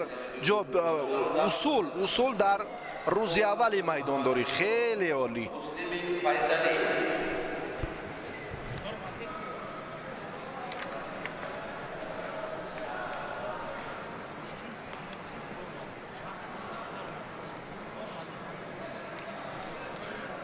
қувватов ҳоло ба майдон меояд. бале бародараш муҳаммад солеҳ аз паҳлавони кӯробшаҳр азизуллоев шикаст хӯрд. бисёриҳо гумон доштанд ки бародарон ба марҳилаи ниҳоӣ меоянд. ҳангоми вохӯрӣ дар даромадгоҳ сӯҳи имрӯз баросӣ ман ҳамин андешаро ҳам баён доштам ва ҳарду табассум карданд ва гуфтанд ки майдон аз далер аст. аммо вақти бародараш омад накард. муҳаммад солеҳ ночор ноком шуд ва муҳаммадризо қувватов майдондориро, нирӯсанҷиро дар ин вазн идома медиҳад. бинобар сабаби ба майдон набаромадани ҳарифаш муслими файзалӣ аз дастаи хатлонду қувватов ба марҳилаи як ҳаштниҳоӣ рафт.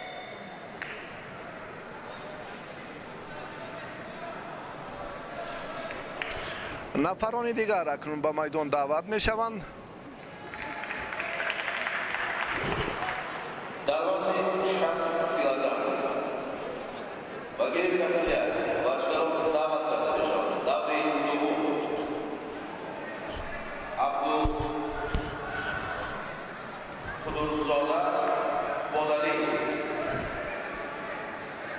абдуқудусода аз суғд аст. ин насабҳо бештар хос ба ҳамон мардуми ноҳияи ҷабор расуловам.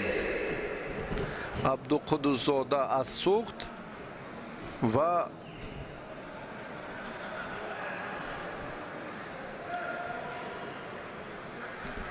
паҳлавонов ҳусейн аз дастаи хатлон як.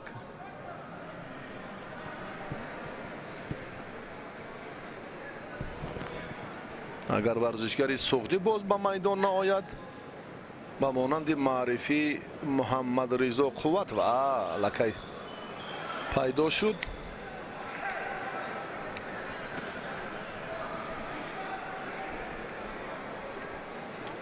чунин ҳолатҳо ҳам аз мадди назари доварон дур нахоҳад монд. яъне омода кардани варзишгар сари вақт ба майдон омадан.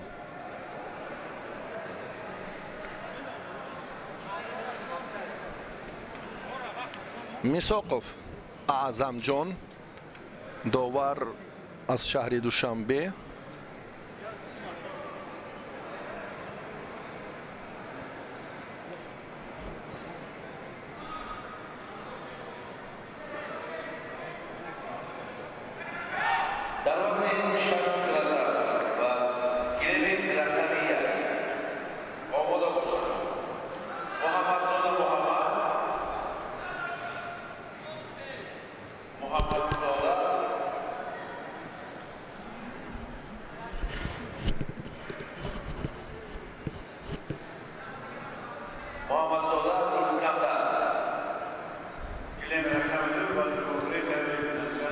таваққуф андаки барои мушаххас ва муайян кардани боз лаҳзаҳои андаки баҳсбарангез муайян кардани боз ҳам кори имрӯзаи доварон, чун комиссияи махсусе ки таҳти назорат ҳамаи рақобатҳоро қарор медиҳанд, имрӯз ҳам барои шаффоф ва одилона сурат гирифтани мусобиқоти имрӯза замина мегузорад. аз собиқадорон касеро мушоҳида накардем. ҷавононе буданд ки ба гӯштин гирӣ рабти камтар доштанд ва онҳо ҳамчун мухлис дар ҳамаи майдонҳои ой гӯштини суннатӣ. ой лаҳза ана ин тартиби нерӯсанҷии варзишгар хеле ҳам дилҳоро ба ваҷ овард. ҳолати такрори бедуни гуфтугӯ.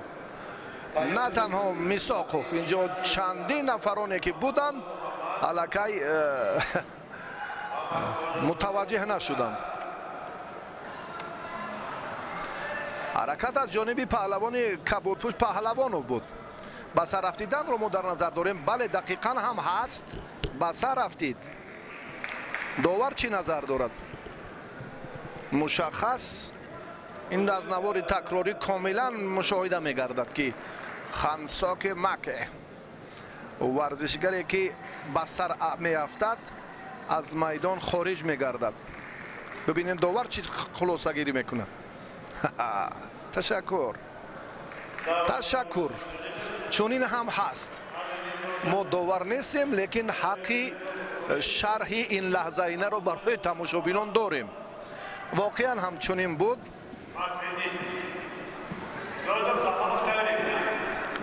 Паҳлавонов ба марҳилаи дигар рафт. бо қувват факру нерӯ месанҷад. вазъияташ ногувор мешавад ё хуб, инро вақт нишон медиҳад. шабакаи моро тарк накунед. ҷолибтарин ва ҳассостарин лаҳзаҳои майдондории паҳлавонони бароманди тоҷикистонро шумо имрӯз шоҳид хоҳед шуд.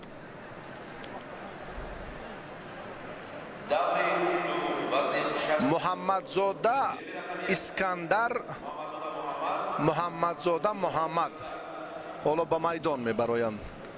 искандар дар майдон аст ва муҳаммад ҳоло ба майдон набаромадааст.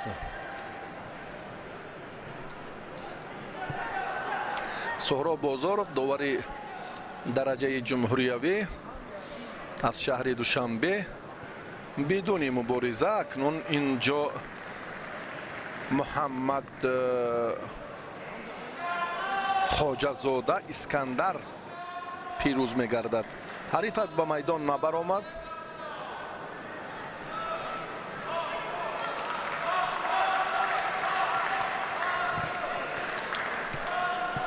варзишгарони дигарро ҷуфти охирини марҳилаи 1/16 ниҳоиро мо тамошо мекунем. Одинаев бо ҳақдод, Гулов ҳоло дар майдонанд.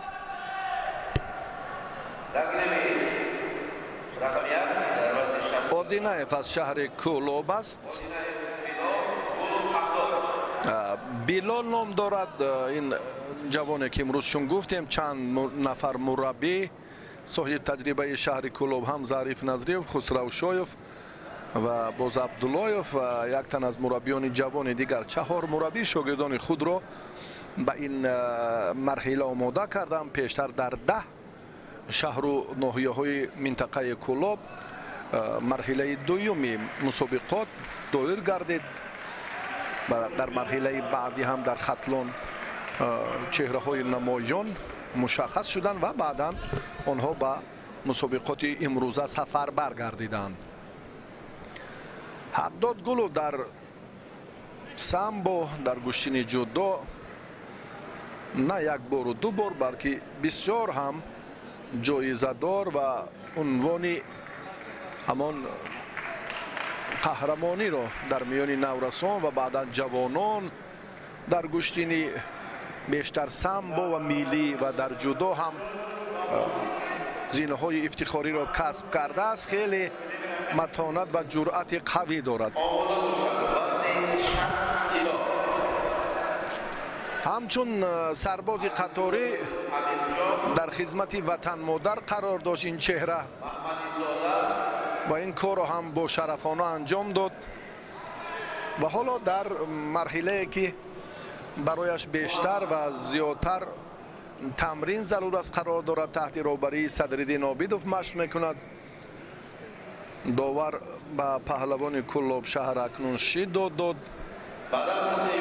барои Гулов ин хуб аст, аммо он чизеро ки мураббиаш аз ин варзишгари кабудпӯш тақозо мекунад, то кунун мо дар майдон мушоҳида намекунем.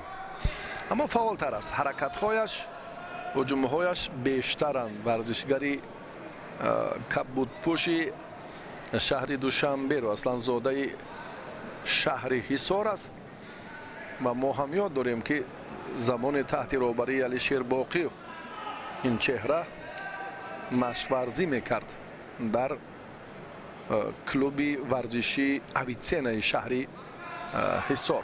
ой бисёр ҳам ва зари аз ин паҳлӯ муносиб набуд.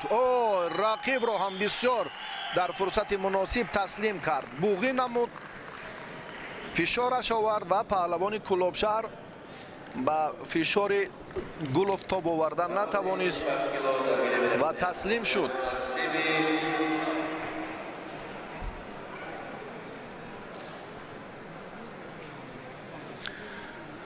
ҳақдод Гулов ба марҳилаи дигар ба марҳилаи 8-1 ниҳоӣ. ин охирин сабқати 1/16 ниҳоӣ буд ки миёни Гулов сурат гирифт бо Билол ва ҳақдод зафар ёфт. баъди чанд лаҳза акнун мо рақобатҳои марҳилаи 1/8 ниҳоиро бо ҳам тамошо хоҳем кард.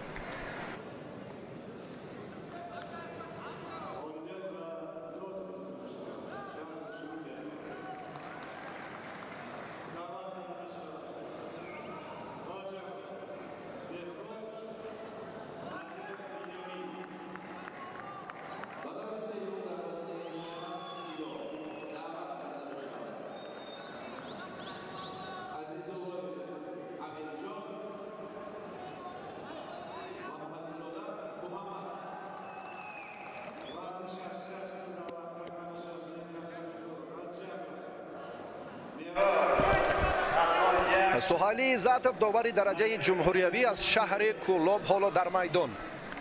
интизори ба майдон омадани ҷуфти аввали марҳилаи 1/8 ниҳоии вазни то 60 килоро дорад. фурсат фаро расид ки мо ин чеҳраҳоро ба шумо маърифӣ созем. сафедпӯше ки дилҳоро ба ваҷҳ овард аз Кӯлоб аст.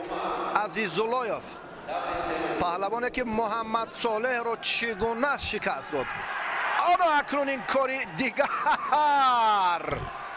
در دقیقه اول جوانی قوی اراده 19 ساله کلاب شهر بسیار جرأت کرد.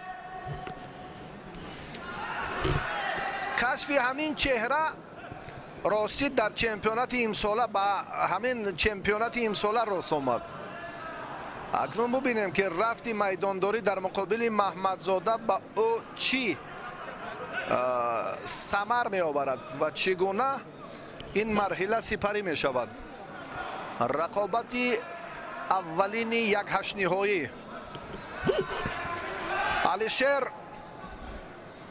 مستقیموف چند تن داوران دیگری که اینجا گفتیم مسلیدون بچه‌بکوف، باز هم شاهدزاده جمعبک، اعظم میساقوف، سهیلی عزتوف و جوانانی که امروز اکنون با مرحله های بعدی توصیه داده می شوند. کارشان البته با همان نظارت کمیسیه مخصوصی داوران باز هم مکمل تر می گردد. بسیار هم فرصتی مناسب از جانب محمدزاده بود. پیچ و تابیشی پهلوان شهر کلاب چندان خوب صورت نمی گیرد. محمدزاده هم نفر تصادفی نیست. محمد نام دارد، محمدزاده.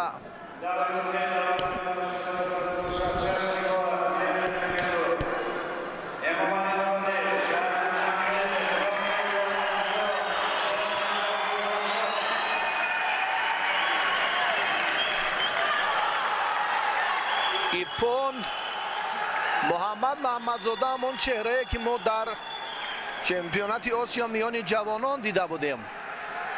بله انا همون چهره است، به خاطر آمد. این ورزشگر حتی در مسابقات گران پری هم شرکت ورزیده است. جوانی که بله فعالیت ورزشی خود را بیرون از تاجیکستان در روسیه چند سال تقویت بخشید و امروز هم با آسانی موفق شد محمدزاده.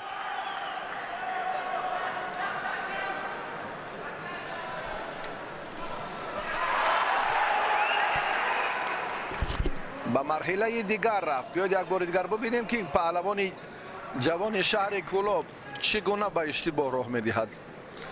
محمد صالح را بسیار خوب شکست داد، اما محمد او را مغلوب کرد.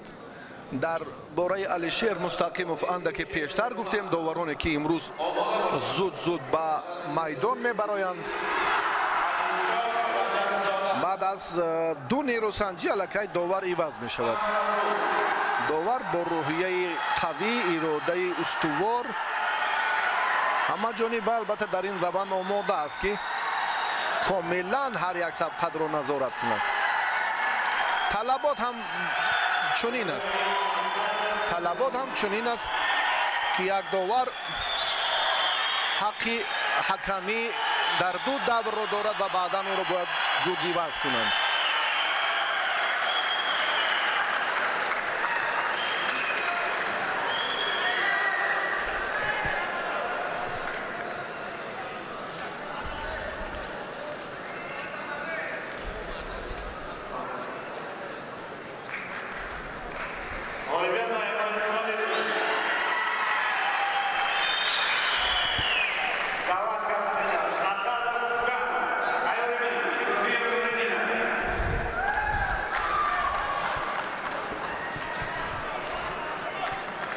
شیروف در رجبزاده با همراهی شیروف حالا در میدان این چهره هایی که گفتیم جفتی دویمی مرحله یک هشت نهایی است و زاری شیروف با آسانی پهلوان سوغدی را دچار شکست کرد.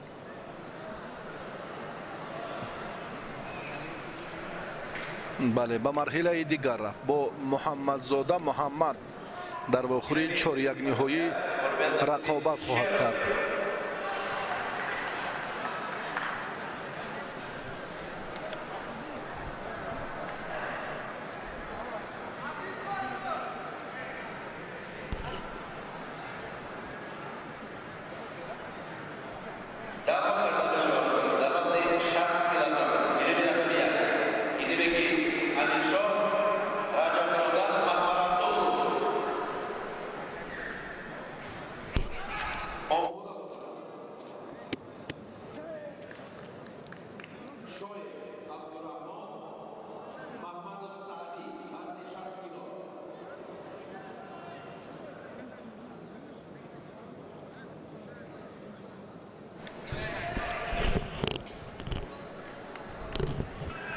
بسیار فرصتی خیلی مناسب است که ما ایدیبک امیرشاه رو به شما معرفی سازیم.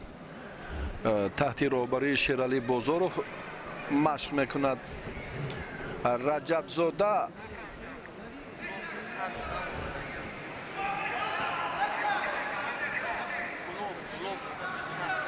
محمد رسول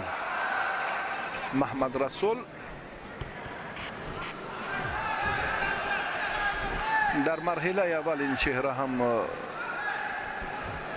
تلاش و کوششش در رقابت اول با طلبزاده خیلی خوب بود. در مرحله از این پیش چون در خصوص شیرعلی گفتیم که ایدیبک رو خیلی خوب آماده کرده است. ایدیبک در دیدار اول هم خیلی به آسانی ورزشگری دسته ختلان دو رو مغلوب کرد و حالا در مرحله یک هشت نهایی هر دو ورزشگر قرار دارند.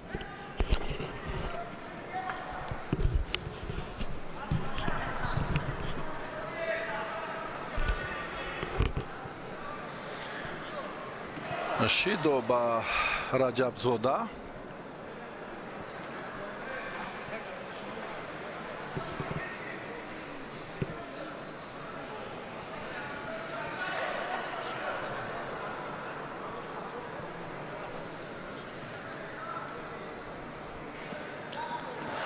وزاری امید رحمانوف پهلوانی سابقی کلابشهر از ناحیه وسه است. فعالیت ورزشیش رو بسیار هم بر وقت خاتمه داد. دلپور است. شیرعلی بازارov از چنین رقیبانی که حالا با ایدیبک آزمایی دارد هراس ندارد. راستی الکی اطمینانش قوی است. یگان هیجان در قیافه‌اش مشاهده نشد. یعنی از این هم مرحله های بعدی را بسیار هم حق داد. گولوف این کار رو خوب انجام داد با همان ترتیب مشخصی تسلیم کردن با اصول همان کار در زمین بوغی کردن و ایدیبک هم این کار را خیلی استاکارانه ماهرانه سامان داد و حریف را دچار ناکامی کرد. تسلیمش نمود. بله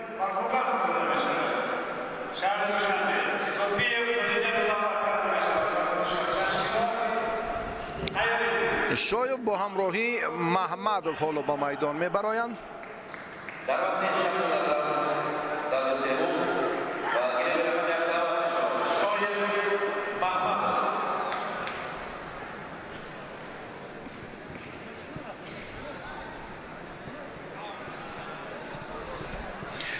مربیانی رو که میبینیم زود مشاهده میکنیم که اکنون گپ سر کدام مربی و کدام دسته میرود.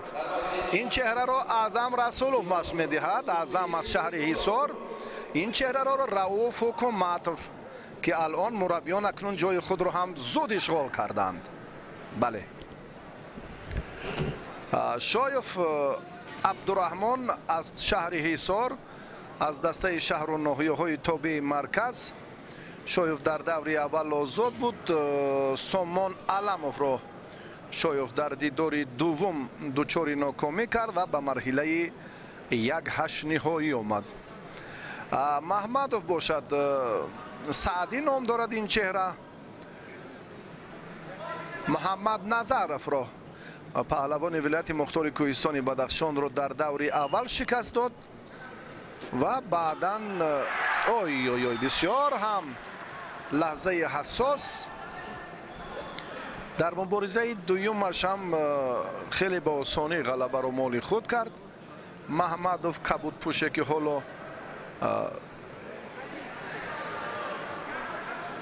زود برای همان داشتن سری آستین چپی رقیب توجه کرد و بیشتر رؤوف حکومتov توصیه میدهد در روند مبارزه با کبود پوشی در میدان بوده که بله سرعتی نیروسنجی را تیزانیدن لازم است. وقتی که از سر آستین داشتید برای мувозинат ё ба инобат гирифтан зуд суратафзоӣ мебояд. тавсияи ҳукуматов натиҷа ба бор наовард. аъзам расулов дар 3 соли охир ҳамчун мураббӣ якчанд чеҳраро ҳам ба камол расонид ки дар сатҳи ҷумҳуриявӣ маъруф шуданд. яке аз онҳо Умар Расулов ҳақназар Назаров маҳсуб меёбад. ду чеҳрае ки аллакай номваранд дар Тоҷикистон. Шидо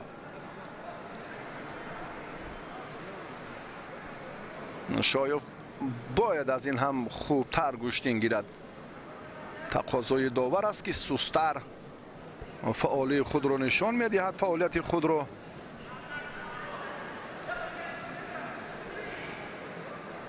шаҳидзода ҷумъабек довари дараҷаи ҷумҳуриявӣ аз шаҳри Турсунзода алон дар майдон ҳакамӣ дорад.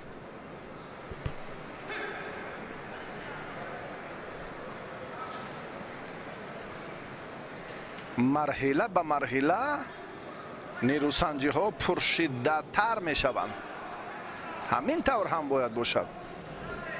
нафарони тасодуфӣ кам таҷрибаи кам тамрин карда аллакай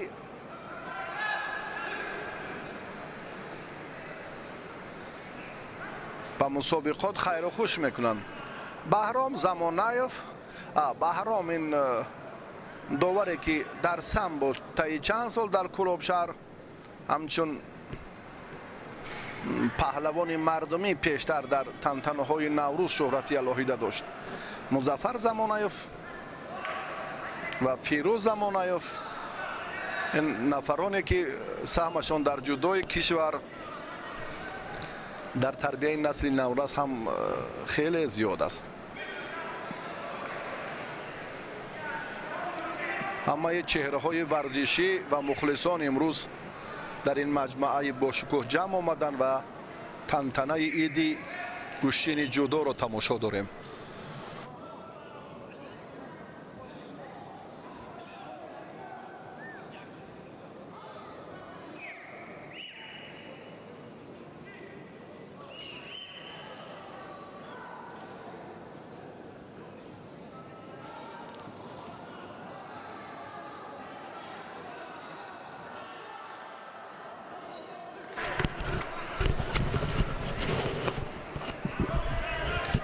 ба партер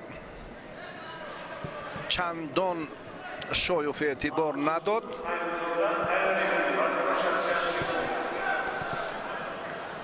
ба ҳаракатҳои кор дар замин бештар раванди сабқа тақозо мекунад. бале, акнун довар ҳам маҷбур шуд ки шидои дуюмро ба шоёф диҳад, чунки ҳамлаҳои паҳлавони кабудпӯш андаке зиёд буданд. пасивии шоёф ба назар расид. Маҳмадшариф Алиев ҳам барои тарбияи ана ҳамин чеҳраҳо дар шаҳри Ҳисор, ана ҳамин чеҳраи сафедпӯшро дар назар дорам ки имрӯз ҳам хизматашон шоиста аст ва махсусан мураббиён бародарон Аъзам ва Суннатулло Расуловҳо акнун барои мукаммал кардани ҳайати якачини ҷудои шаҳри Ҳисор бисёр хизматашон шоиста аст. ҳоло намунаанд. дар он ҷо боз ҳам Толибов Каримҷон, бале, як мураббии дигар ҳам ва он кас бештар насли Наврас, он сину соли наврасону ҷавононро бештар таълим медиҳад ва дар чемпионати мамлакат ҳам дар ҷудо, дар гӯштини миллӣ, дар самбо ҳам бештар номваранд. аммо дар миёни бузургсолон ана ҳамин танҳо як мактаби қавии шаҳри Ҳисор бо роҳбарии ҳамин ду бародар таи солҳои охир рушд карда истодааст. ҳоло акнун шоёф ин гуфтаҳои моро чӣ гуна тақвият медиҳад? инро акнун якҷоя тамошо мекунем. На, ин тарзи гиребон фишор овардан барои буғӣ кардан мансуб ба ин ҳолат набуд. Ростӣ беҳтараш бале акнун рақобатро боз ба дигар тарз аз рост имкониятҳо хубтар мешаванд.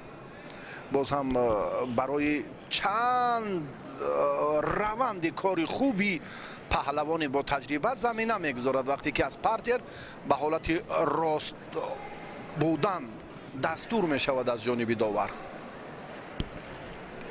шоёф андаке пешсафӣ дорад. ҳолати нобоб аст. Рауф ҳукумат ишора бале ба дасти чапу рост як ҳаракатҳои дигари худро ҳаминҷо махфиёна нишон медиҳад, аммо инҳо ҳам натиҷа ба бор наоварда истоданд.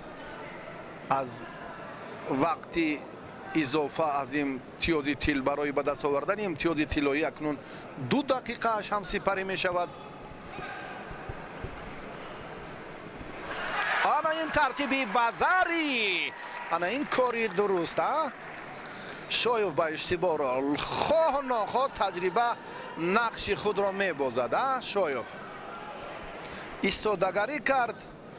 2 дақиқаи вақти изофаро ҳам чун ба ҳамон ба тадриҷ пушти сар кард. аммо рауф гуфтем ки тавсияаш хавфу хатар дорад барои рақибаш.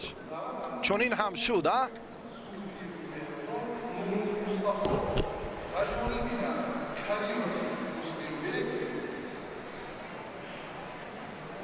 و با همین ترتیب اکنون محمدов به مرحله دیگر رفت، به مرحله 4-1 نهایی. حالا صوفی با همراهی نوروف به میدان می آیند.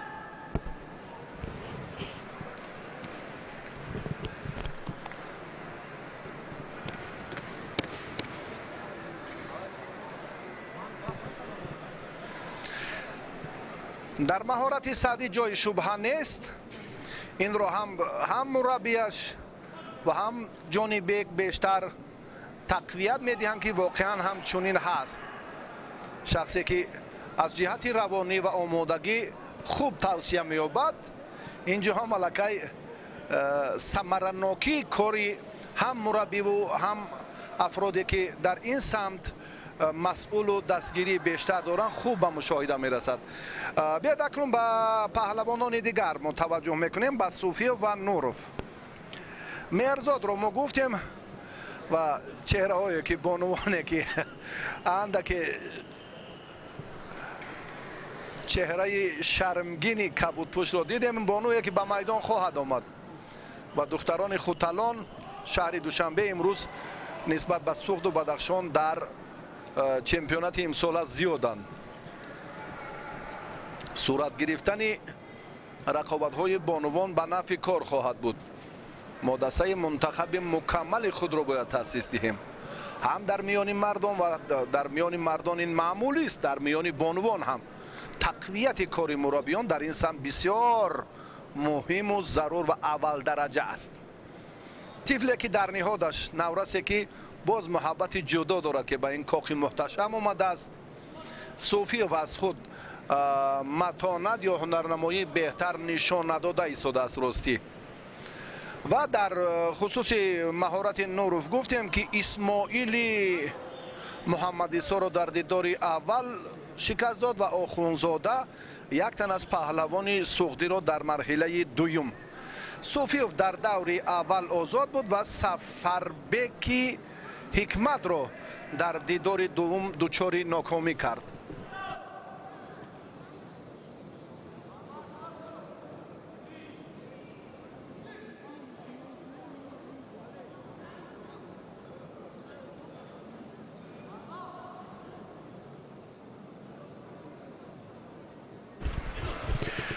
شیدو با ورزشگری کبودپوش با نوروف.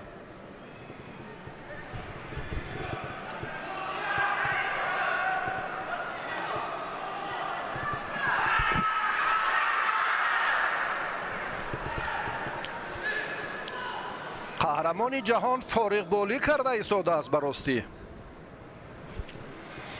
در روند تلاش ورزشگری سفیدپوست چنین خطاگی‌ها نابخشیدنی است.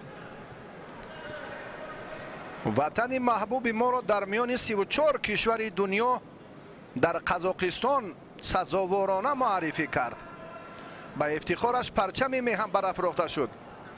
یک تن جودوکار جوان را منظور کردند که الان در شهر ترسونزاده اقامت میکند.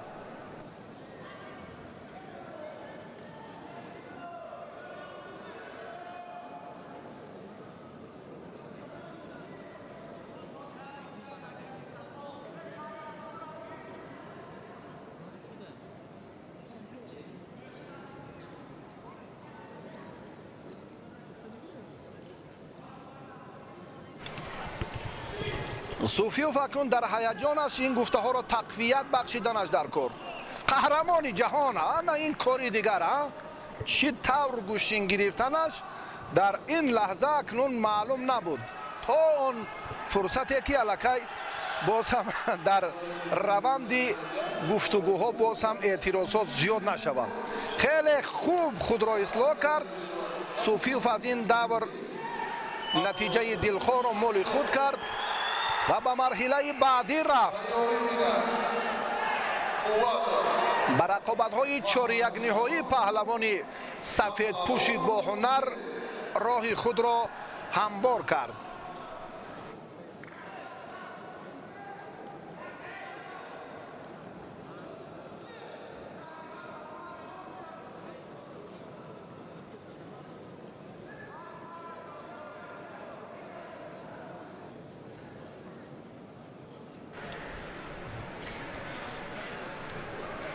رقیب صوفیوف بعد خاتمه همین نیروسنجی معین میگردد. مسلم بیگ کریموف. اگر مسلم بیگ غالب باید اکنون بیا دیگر جای پیشگویی هم نیست. اینجا ما نفر تصادفی را نمیبینیم. هر یکی با امیدهای بیشتر و زیادتر اینجا اندر میدان میگردند و باز هم رفتی میدانداری مسلم بیگ این را ثابت کرد و زری مشخص. اسلیدین بچه بیکف هم درست بها گذاری کرد. احساس می شود که صوفیوف اگر باز با مسلم بیگ نیرو سنجد هر دو هم نفرانی ارزنده اند. و ازاربک و پهلوان ولایت مختار کوهستانی بدخشان در دیداری از این پیشتر بسیار هم از خود مهارت خوب نشان داد و نوریدینوف اعظم را مغلوب کرد.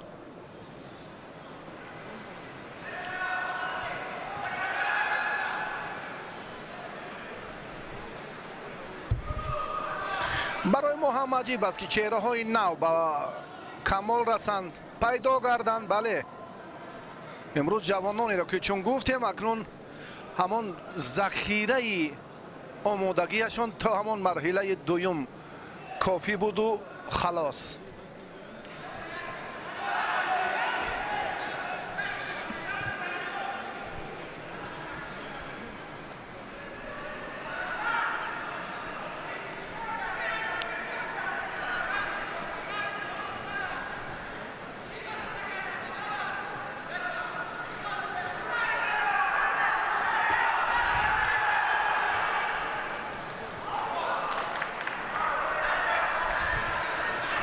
وزاری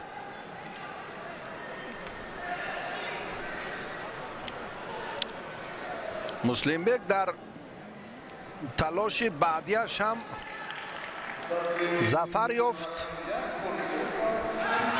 و سزاوار مظفریت گردید و به مرحله 4-1 نهایی راه یافت.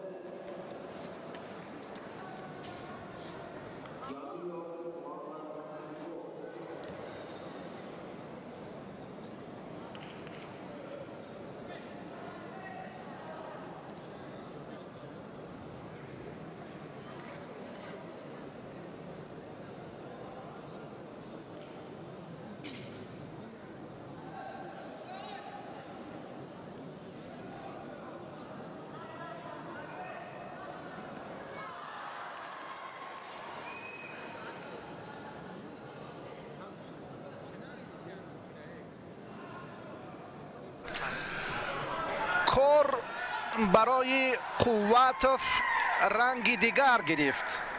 زود دقیقه اول وزری را مال خود کرد، بعدا پهلوانوف را مجبور می سازد که در این روند تسلیم شود، اما پهلوانوف وضعیتش حالا بیهوش شد، به مدار. بله، اندک داور سهراب بازار باید زود اینها رو نظارت میکرد. مدینه رستم، چهره که نامور است در میان مخلصان جودو.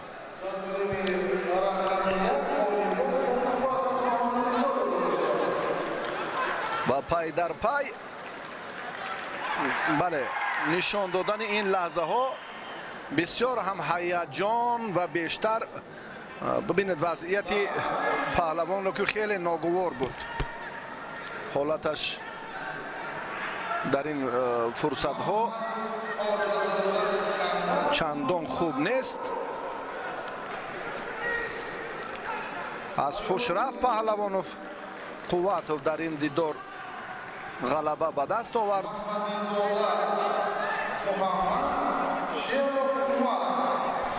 اکنون جفتی آخرینی میدانداری پهلوانان در مرحله 8-1 نهایی حالا صورت میگیرد.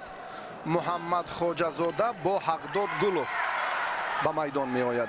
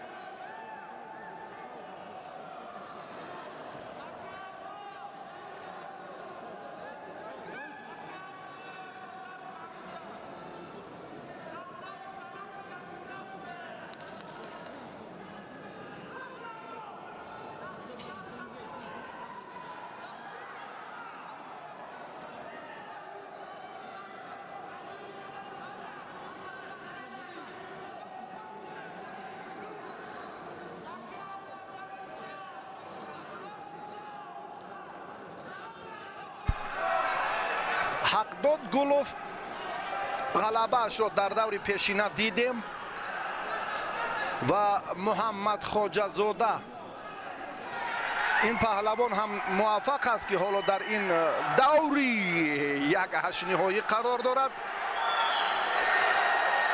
با عبدالله محمدیسا محمد خواجه زاده خوب هنرنمایی کرد. بعدا هم ورزشگر ولایت مختار کوهستانی بدخشان را مغلوب نمود. به مرحله 1/8 نهایی راه یافت. گلوف در دور اول آزاد بود و در مرحله دوم پهلوان شهر کلاب را بیلال را مغلوب کرد.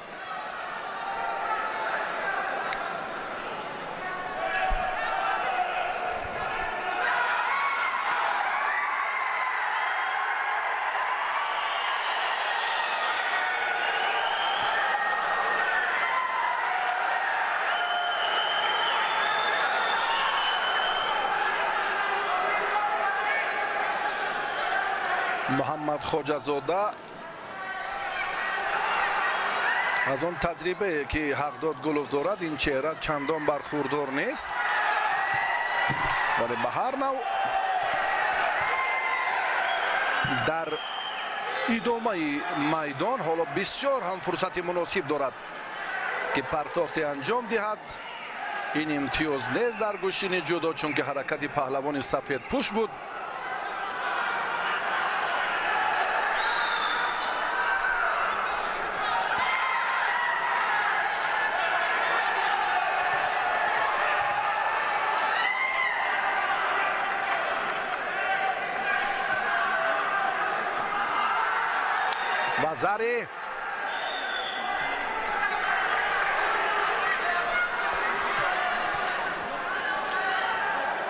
довар Суҳайли Иззатов ба ин амали охирин андаке шубҳа дорад. барои тақвият бахшидани андешаш талаб дорад ки ҳолати такрор навори такрориро бубинем якҷоя. биёед ку ин лаҳза бо ҳам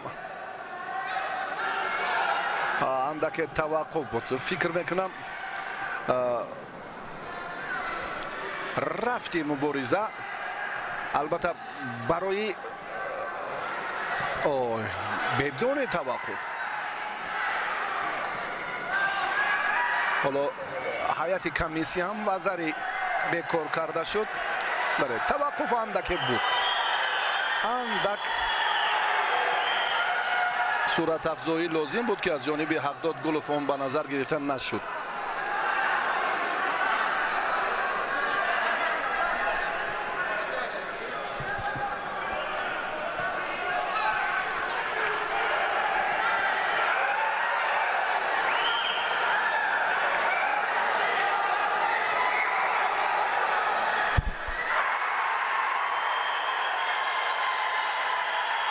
варзишгари Кабодпур бисёр ҳам ҷуръати хуб кард.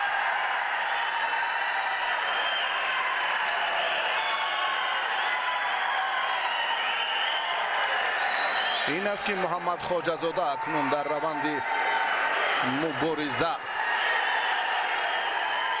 муҷозот мегардад. ин вазъият боз ҳам мураккабтар мешавад барои Муҳаммад Хоҷазода. Ҳақдод Гулов соҳиби имтиёз шуд. ин вазаре буд ки аллакай дар ҷараёни мубориза ва акнун ҳамин лаҳза боз ҳам манзур аз ин ҳолат ки Ҳақдод Гулов арзанда аст.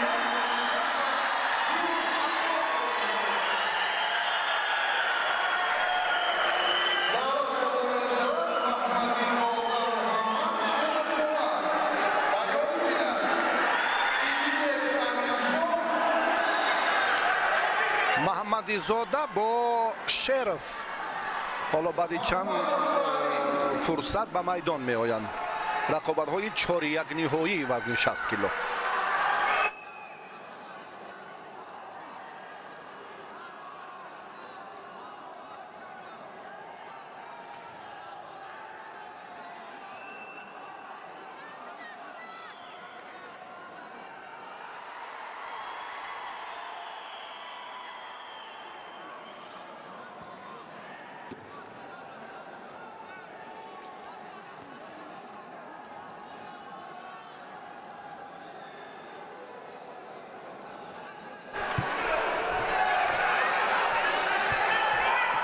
ба марҳилаи 4-1 ниҳоӣ расидем. паҳлавонон дар як ҳолати хеле мушкил имконпазир аст барои ҳарду як тартиби майдондорӣ. Муҳаммадизода бо ҳамроҳии Шеров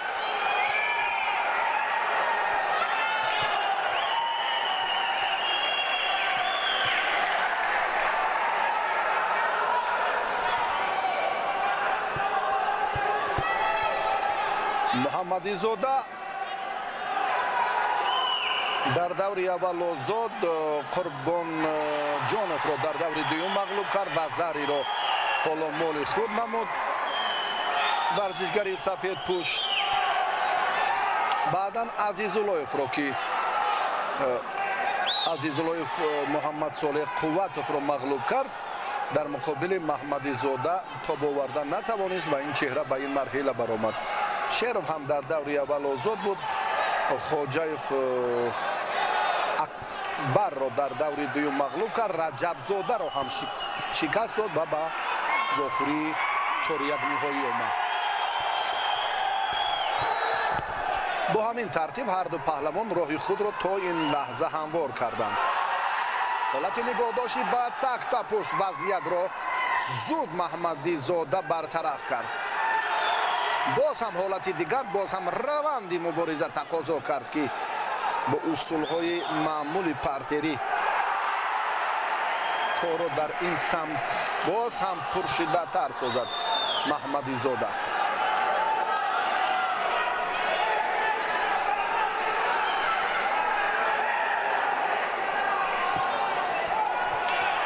مسابقات اکنون در تلاش پهلوانان بسیار دگرگونی را به میان آورد. شیدا به محمدی زاده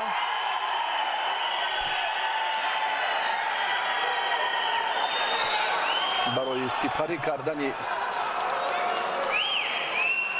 وقتی باقی مانده ولی محمدی زاده را حالا خیلی مسئولیتی زیادتر می‌باید.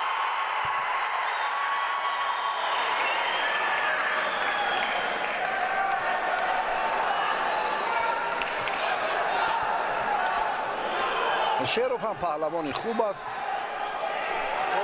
آهسته آهسته به مرحله 4 یک نهایی هم خیلی ما دوری اول رو نو وقت شروع کردیم.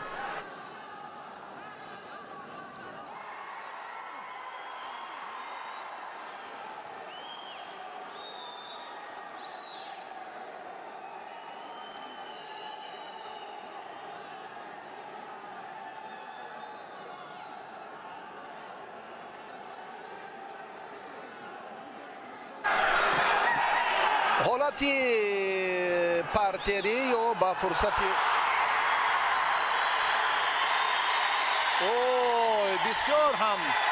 بسیار هم صدای هیاهوی مخلصان زیاد شد. یک تن پهلوان نامور جیبوف که در گلمی اول هنرنمایی میکرد با فیروز ملی بایس در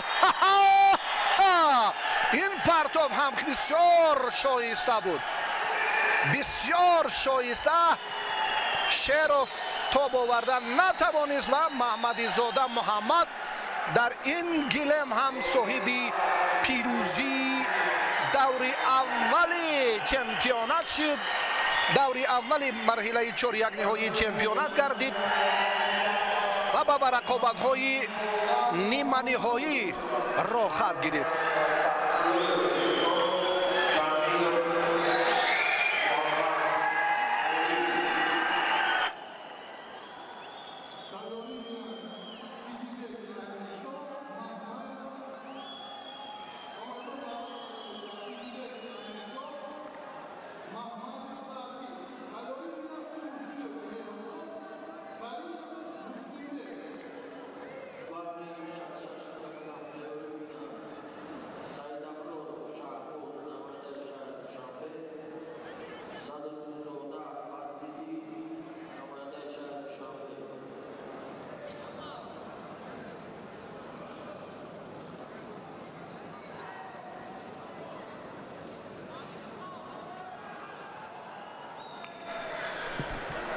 رقابت دیگر رو تماشا میکنیم که بسیار هم هیجان آور، بسیار هم پرشدت و خاطرمان صورت خواهد گرفت.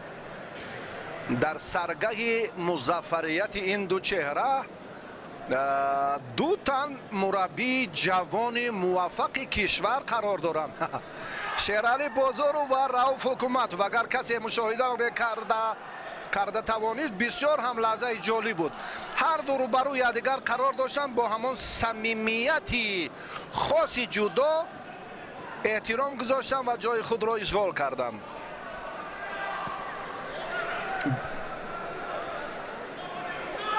ایدیبک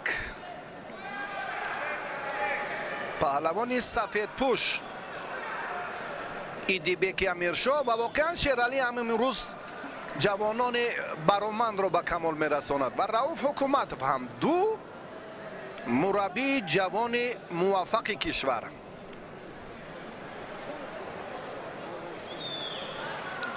سعدی محمدов دو غلبه دارد، در دوره اول آزاد بود. رفتی مبارزه پهلوانان خیلی جدی خواهد شد.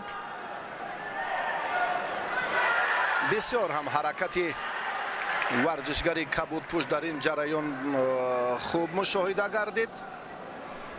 رؤوف با هیجان اینجا هم یک لحظه مناسب را میخواهد که شاگردش خوب استفاده کند و در خصوص تقویت مهارت یا دستور بعضی از آن افرادی که با چنین چهره ها کمک میکند واقعا هم شایسته احترام و دستگیری هست. وقتی پهلوان لیاقت دارد، مهارت دارد و آهسته آهسته به تدریج این راه را هم پشت سر میکند، میسازد که برای چنین چهره ها البته باز هم شرایط امکانیت های خوب رو فراهم نمود. رؤوف و شیرعلی چون مربیانی که امروز شاگردانشان الکی در سطح بین المللی معرفی میشوند این خوب است. جوانان نو، چهره های نو، مربیان نو و شهامت چمپیونات امساله و بسیار هم اکنون ما را صحافات رنگین و دورنمای ساحه ورزش در پیش است.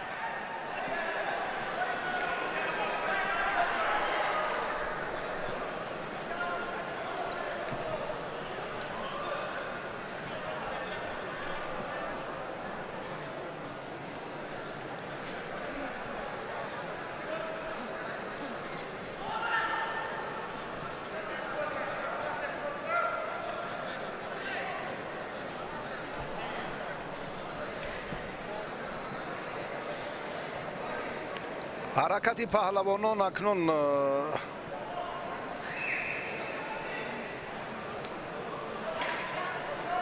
وقتی نه چندان زیاد رو در اختیار دارد. ایدیبک اندکی به سهلنگاری راه داد که این برای دریافت امتیاز اولی سعدی محمدов زمینه گذاشت. پهلوان سفیدپوش حالا اکنون از بالا از پشت گریبان رقیب کمربند رو اینجا باید داشتنش رو فراموش نکند و حرکت های دیگر رو نتوانست اشتباه کرد. وزری 2 رو از دست داد. در سبقت 4-1 نهایی اکنون این پهلوان کبودپوش محمدов سعدی خوب هنرنمایی کرد و به مرحله نیمه نهایی رفت. و ایدیبک در مرحله تسلابخش شرکت خواهد کرد.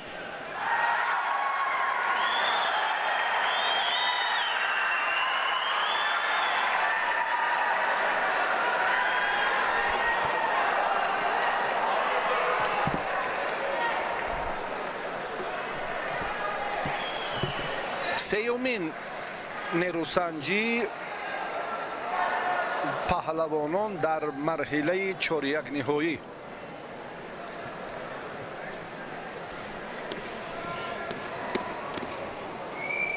فینالی برمحل گویم اندک اشتباه نیز هست، چون که محمدزاده، قواتوف، گلوف حالا در زینه های پایان در مقام های دیگر قرار دارند و بیادکون با هم تماشا کنیم که قصد ناکامی برای دریافت تحفه رئیس شهر دوشنبه که 130,000 سومانی را در بر میگرفت، حالا قصد ناکامی را صوفیوف در مقابل مسلمبک کریموف ستانیده میتواند یا نه؟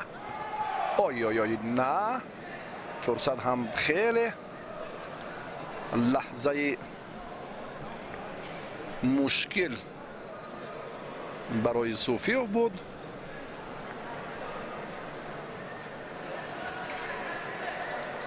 هر دو نامورند، اما صوفیوف عنوان قهرمان جهان را در قزاق‌کورش به دست آورد آخر سال 2022. جام آسیا را هم در بیشکک صاحب شده بود. حالا یک رجوع دیگر کرد و همون حرکت غیر عادی این پهلوان را ما در مقابل ورزشکاری ازبکستانی سالی پار هیچگاه فراموش نمیکنیم.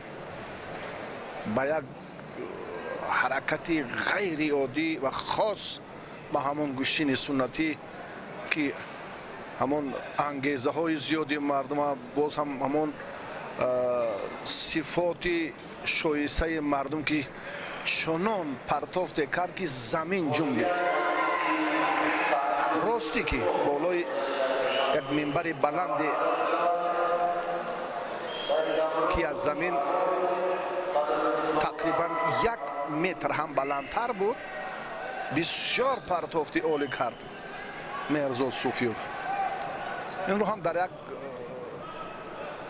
لوحه های اللوحیده نیروسنجی های چهره های سرشناس توسط تلویزیون ورزش مخلصان بیشتر دیدند. مسلمبек каримов برنده شاه جایزه در سال 2022، چمپیون چند کراته کشور، از دسته خطلان یک هنرنمایی دارد. با او فایزالدین امیرشویف توصیه می‌دهد، اما وزاری یک قدم به پیش.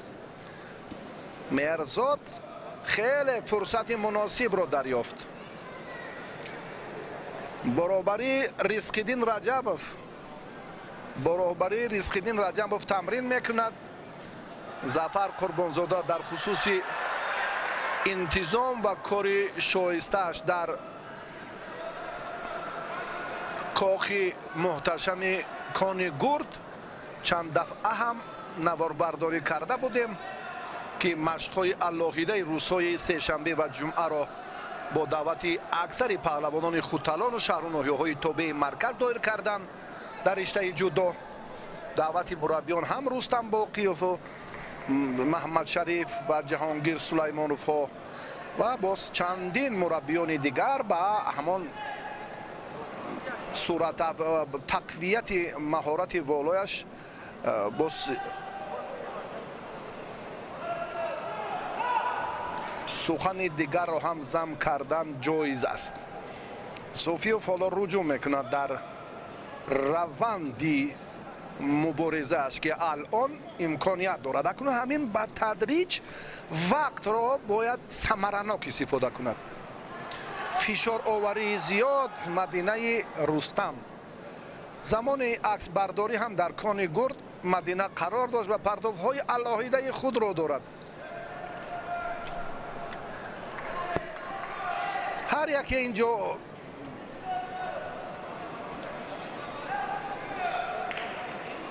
پیش نظر می آید همه نفران ورزشی هم بانوان، هم سابقه داران، هم مخلصان اشدی و هم کمیته انتظام و در مجموع امروز همین تنتنه جودو و ایدی حقیقی ورزشی.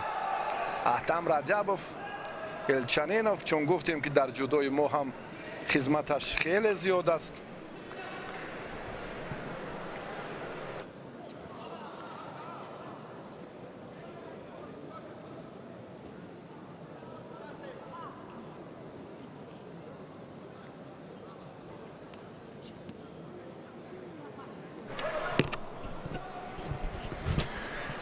وقتی کم موند، احتیاطکارانه اکنون صوفیوف باید مبارزه برد. مسلمبek کریموف برعکس میخواهد زودتر با نتیجه سبقت باز هم دیگرگونی وارد سازد. 19 ثانیه دیگر.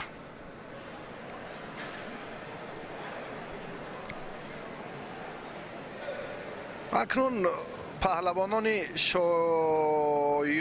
شایسته ورزشگران سرشناس باقی میمانند در جریان رقابت‌های باقی مانده و مخصوصا در وزن 60 کیلو. وقت انجام یافت. با همین ترتیب اکنون قصدی ناکامی مکافات عالی شاه جایزه را صوفیوف در دور 4-1 نهایی چمپیونات مملکت از مسلمبek کریموف ستانید و به مرحله نیمه نهایی رفت. آسانش میگوییم. بعدی انا همین رقابت که میان قواتوف و 70 گل صورت میگیرد، ما حریفی قهرمان جهان در قزاق کورش مهرزاد صوفیف را به شما معرفی خواهیم کرد.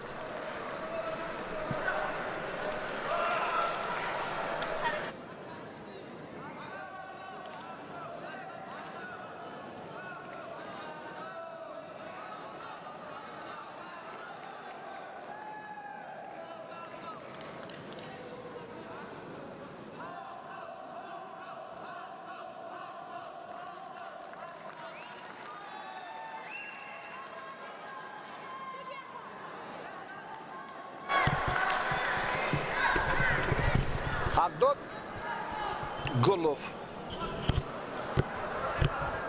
پهلوان نامور شهر حصار با لباس‌های کبود است. اکنون محمد رضا قواتف در این دور چه متانت نشان می‌دهد. هر دو هنر خوب دارند و از نگاه بنده قواتف اندک از حسابی تجربه مسابقه های بین المللی افضلی دارد، اما این معنای آن را ندارد که در این رقابت 70 گل با آسانی تسلیم می شود. وقت همه را نشان خواهد داد. هر دو هم با جرأت اصول سر کتف را اینجا خواستند که خوب استفاده کنند.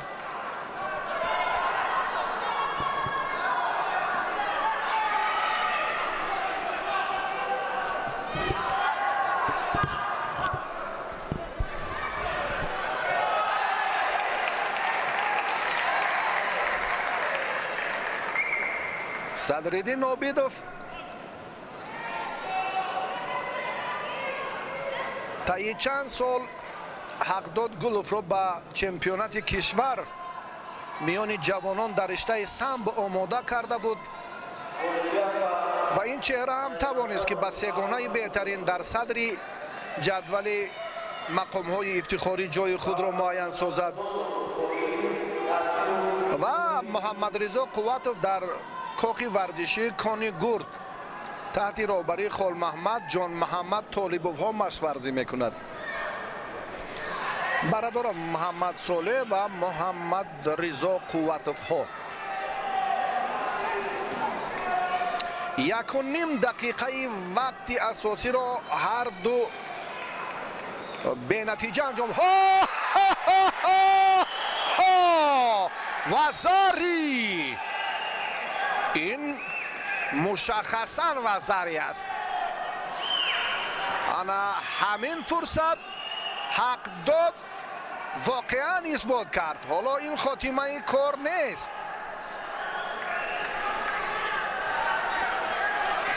آسیب دادن دست برای محمد رضا قواتف میسر نگردید.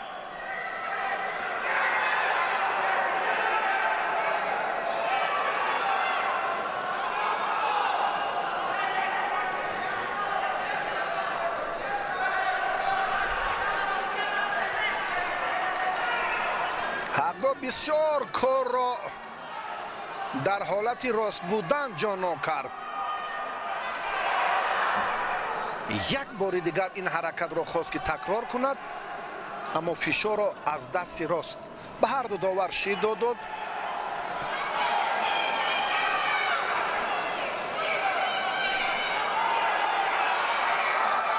حق داد همین لحظه باز دیگر بار رجوع کرد. اکنون قواتف مجبور است که کار را باز هم تیز داند.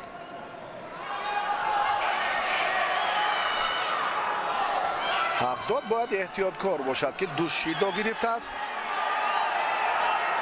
این مراتب هم باز به همان حرکت دائمیشون بسیار میخواهد به همان استفاده اصول سر کتف اعتباری الهیده دهد. این پرتافت نتوانست. کوششش در روند پرتافت پشتناکی به نتیجه.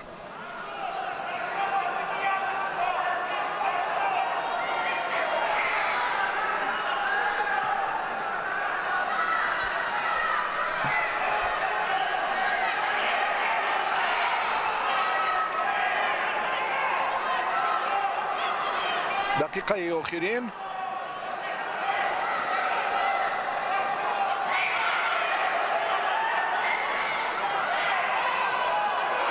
گلوف هم یک بار دیگر رجوع کرد، اما محمد رضا قوت چرا یک اشاره میکند اعتراض دارد یا چی گفتنی دارد. این حرکت یگان امتیازی نیست در جودو. کاملا بیاید یک لحظه توقف میکنیم. داور به این نقطه هم اعتبار داد. با نظر مشخص بیاید یک بار ببینیم. فکر میکنم نیست اینجا یگان امتیاز. نظر من است این حرکت حق داد بود. حرکت حق داد کاملا در اینجا به نظر رسید و چرا نقطه نظر خود داوران بله یگان امتیاز هم نبود. این رو هم مشخص کردن و اکنون باز هم رفتی سبقت خیلی کم موند. وقتی مشخص 29 ثانیه دیگر. گلوف اکنون بسیار هم برای دفاع کردن رجوع میکند. امکان پذیر است. وضعیت رو باز هم نمیخواهد از دست دهد. باز هم حالت پرتری نگاه داشتن برایش خیلی مساعده است. مساعده است. گلوف نتوانست. 11 ثانیه دیگر. محمد صالح شکست خورد و محمد رضا باز هم در جریان مبارزه.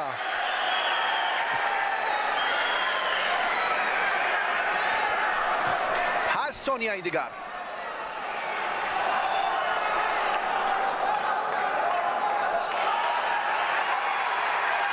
احتیاط کار باید باشد و اکنون قوت و مبارزه میبرد که نتیجه را نتوانست برابر کند.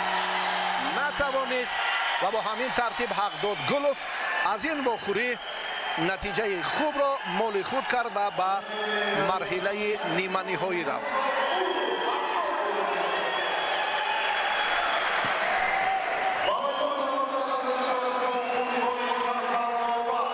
رقابت‌های تسلا بخش وزن تا 60 کیلو اکنون صورت میگیرد. گلوف سزاوارانه این مرحله را پشت سر کرد. خیلی خوب و به دور نیمه نهایی رفت و با صوفیوف در واخور نیمه نهایی میدانداری خواهد کرد.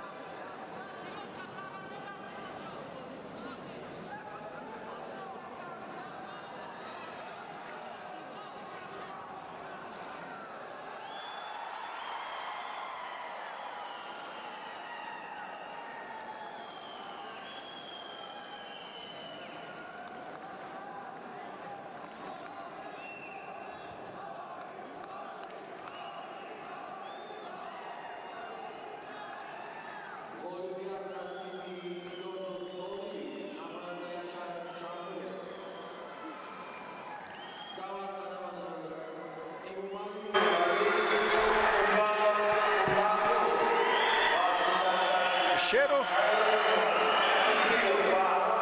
در واخور تسلا بخش حالا وزری رو مال خود کرد.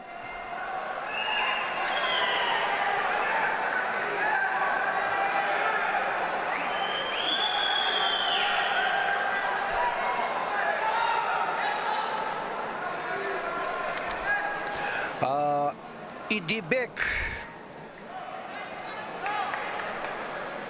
ورزشگری که در دیداری دوم تسلا بخش دیداری 4-1 نهایی از محمدوف شکست خورد. ایدیبک امیرشاه حالا در مرحله تسلا بخش قرار دارد و شیروف باشد муборизаро ҳам дар зергурӯҳи А муқобили маҳмадизода хуб анҷом дода натавонист Шеров Умар ва аз ин давр ноком шуд ва ҳаққи муборизаро дар вохӯрии тасаллобахш пайдо кард. Шидо Баҳарду Аслиддин Бачабеков, довари ҷавон аз ноҳияи Ванҷ, вилояти мухтори Кӯҳистони Бадахшон.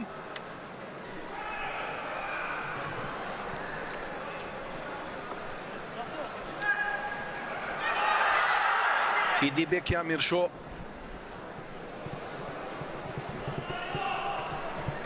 тақвияти маҳораташ дар ин лаҳзаҳо хеле муҳим аст.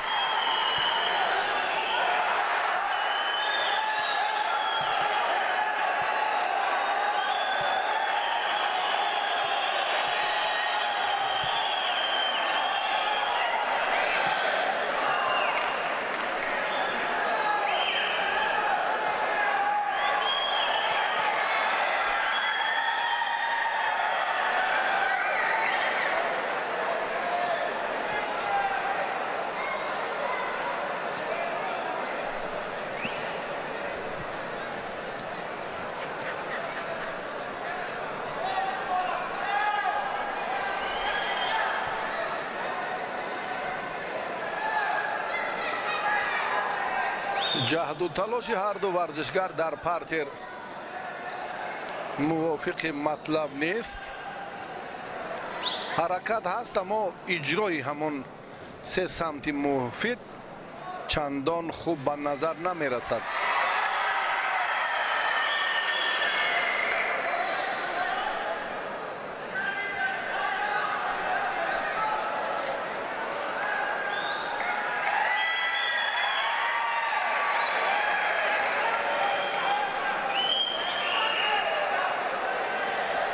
идибеки Амиршо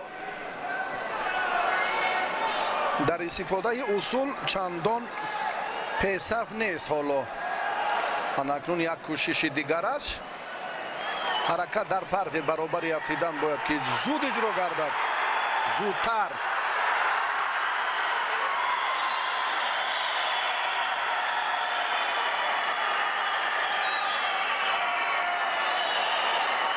ҳоло имконпазир ҳаст барои тағйир ёфтани вақт, барои тағйир ёфтани натиҷа, маъзарат. бале, дар вақте ки 1 дақиқаю 12-13 сонияи дигар ҳоло дар ихтиёр дорам.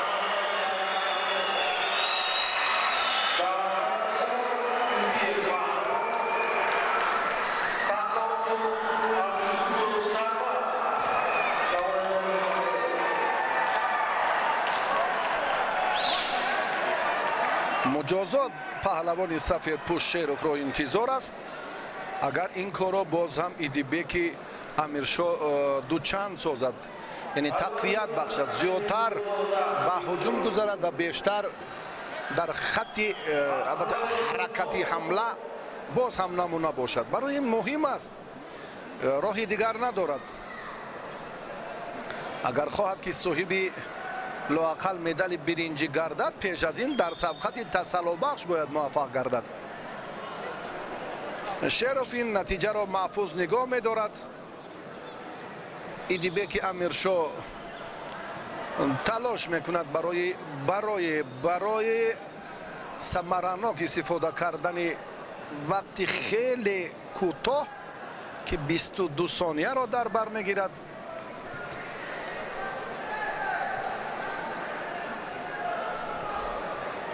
нуздаҳ-18 вақт сипарӣ мегардад. дигар бора ҳам Идибек сустӣ ва камфаъол будани худро дар партер нишон медиҳад. дифоъ мекунад ин ҳолате ки боз ҳам мувоҷиҳи нокомӣ нагардад. бале, вақт ҳам хеле кам, 3 сония тақдири рақобатро тағйир дода наметавонад. 2-1 анҷом. вақт хотима ёфт дар вохӯрии тасаллобахш. Шеров ғолиб омад.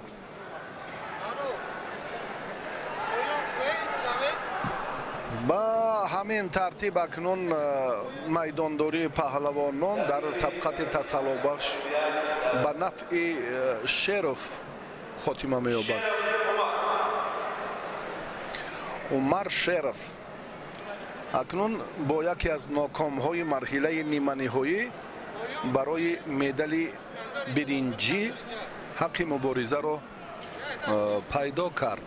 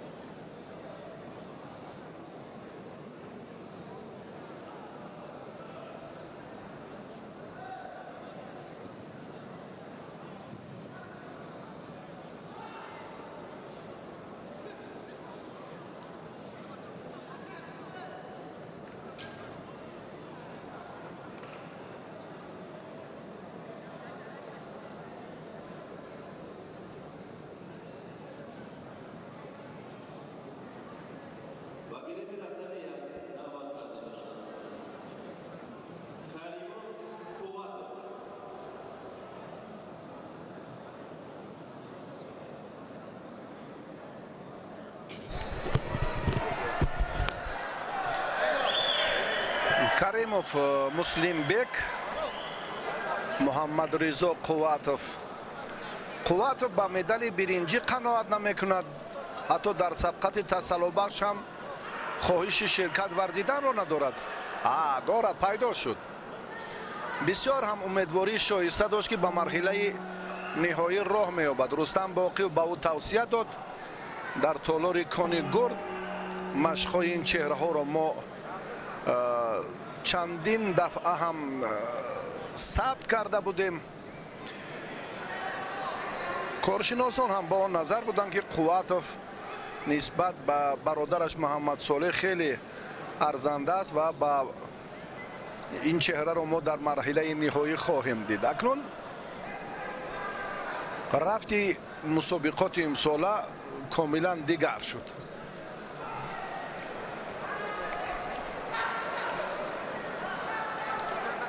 Муслимбек аз Меҳрзод Суфиев шикаст хӯрд дар сабқати 4-1 ниҳоӣ ва Ҳақдодгулов Муҳаммадризо Қувватовро мағлуб кард. ду нокоми марҳилаи 4-1 ниҳоӣ дар вохӯрии тасаллубахш.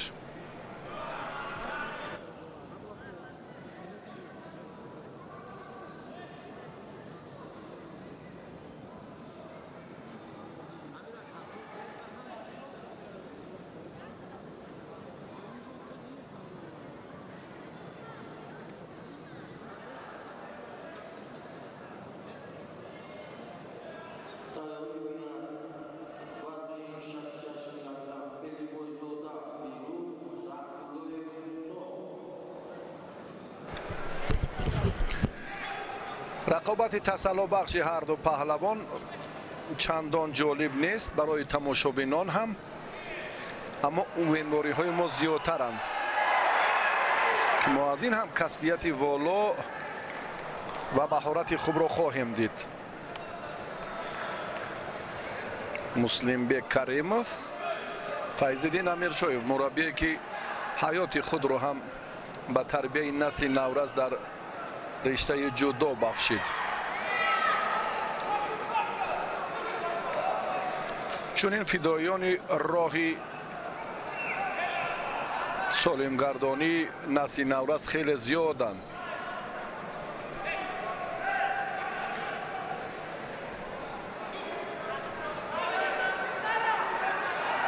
зафар ин гулдухтароне ки дар кони гурд машқварзӣ мекунанд, Қурбонзода бештар наврасони ноҳияи Вахш, Ҷалолиддини Балхӣ, ноҳияи Восеъ, шаҳри Ҳисорро ба сабқатҳои инфиродии рӯзҳои махсуси сешанбе ва ҷумъа ба кони гурд даъват мекарданд. Кин аллакай самараи худро ҳам ба бор овард. ин ҳам як воситаи дигари боз ҷалби духтарон, махсусан дар ин تالار کانیگورد گردید که در آنجا هم برادران قواتوف ها مشورزی میکنند. قواتوف حالا رجوع میکند برای تسلیم کردن رقیب، اصول بوقی کردن، فشار میارد، نمیتواند.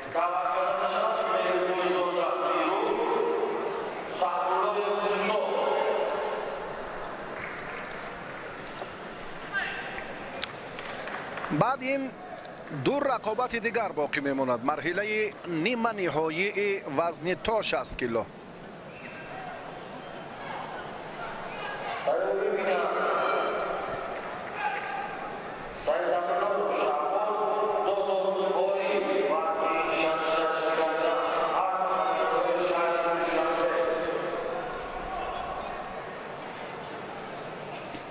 وضعشان چندان خوب نیست. از حسابی به نتیجه خاتمه یافتن هر یک اصول، هر یک حرکت، هر یک عملی که از جانب به هر دو شیدا دو داور این کار رو باید بر وقت‌تر انجام میداد از نگاه من. چون که ورزشگر وقتی الکی دقیقه آخر شروع می شود و به مجازات میماند، در صورتی که حرکتی ثمره بخش نیست، پسیوی آنها خود عیان است. تیزانیدن در کار رفتی سبقت های جالب و جاذب رو.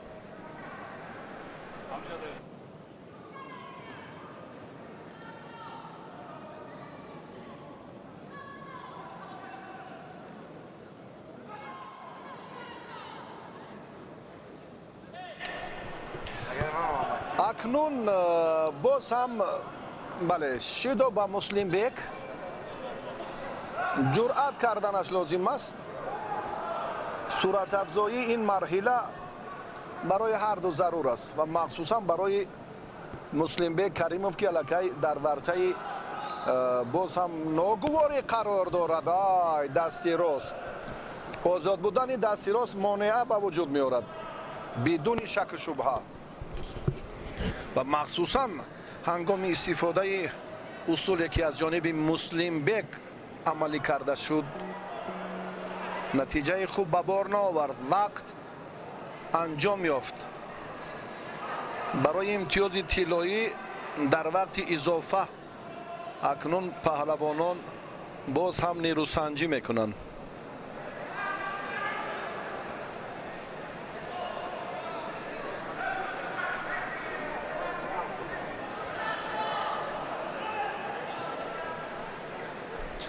بعد این به مرحله دیگر می رویم، به مرحله نیمه نهایی.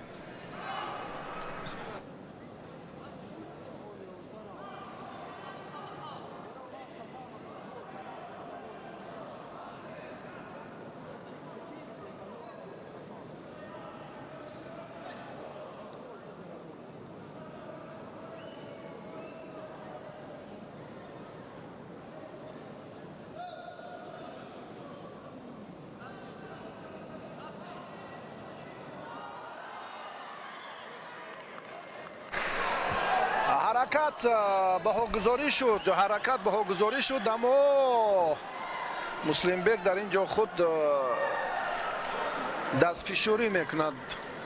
افاده آن است که تسلیم شد. از این پیشتر هم الکی قواتوف نیروی خود را باز هم پرزورتر کرد.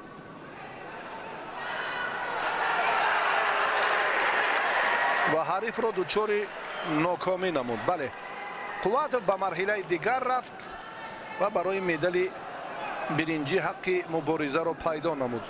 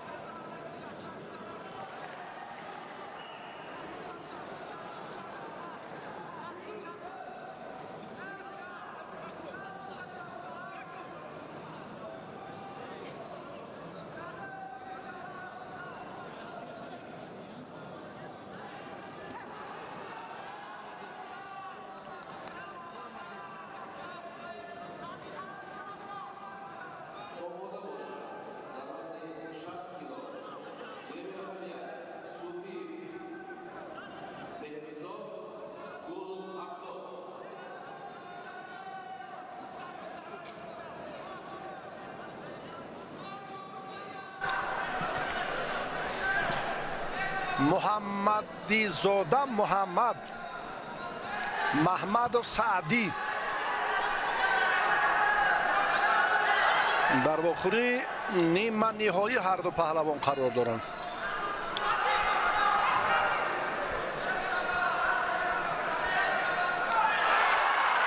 جوانان در مجموعه با شکوه ورزشی بیشتر شدند.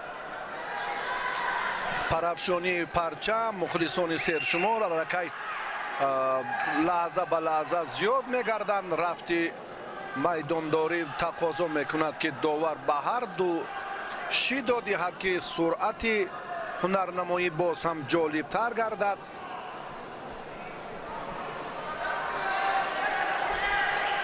این مرحله را هر دو چگونه طی کردند؟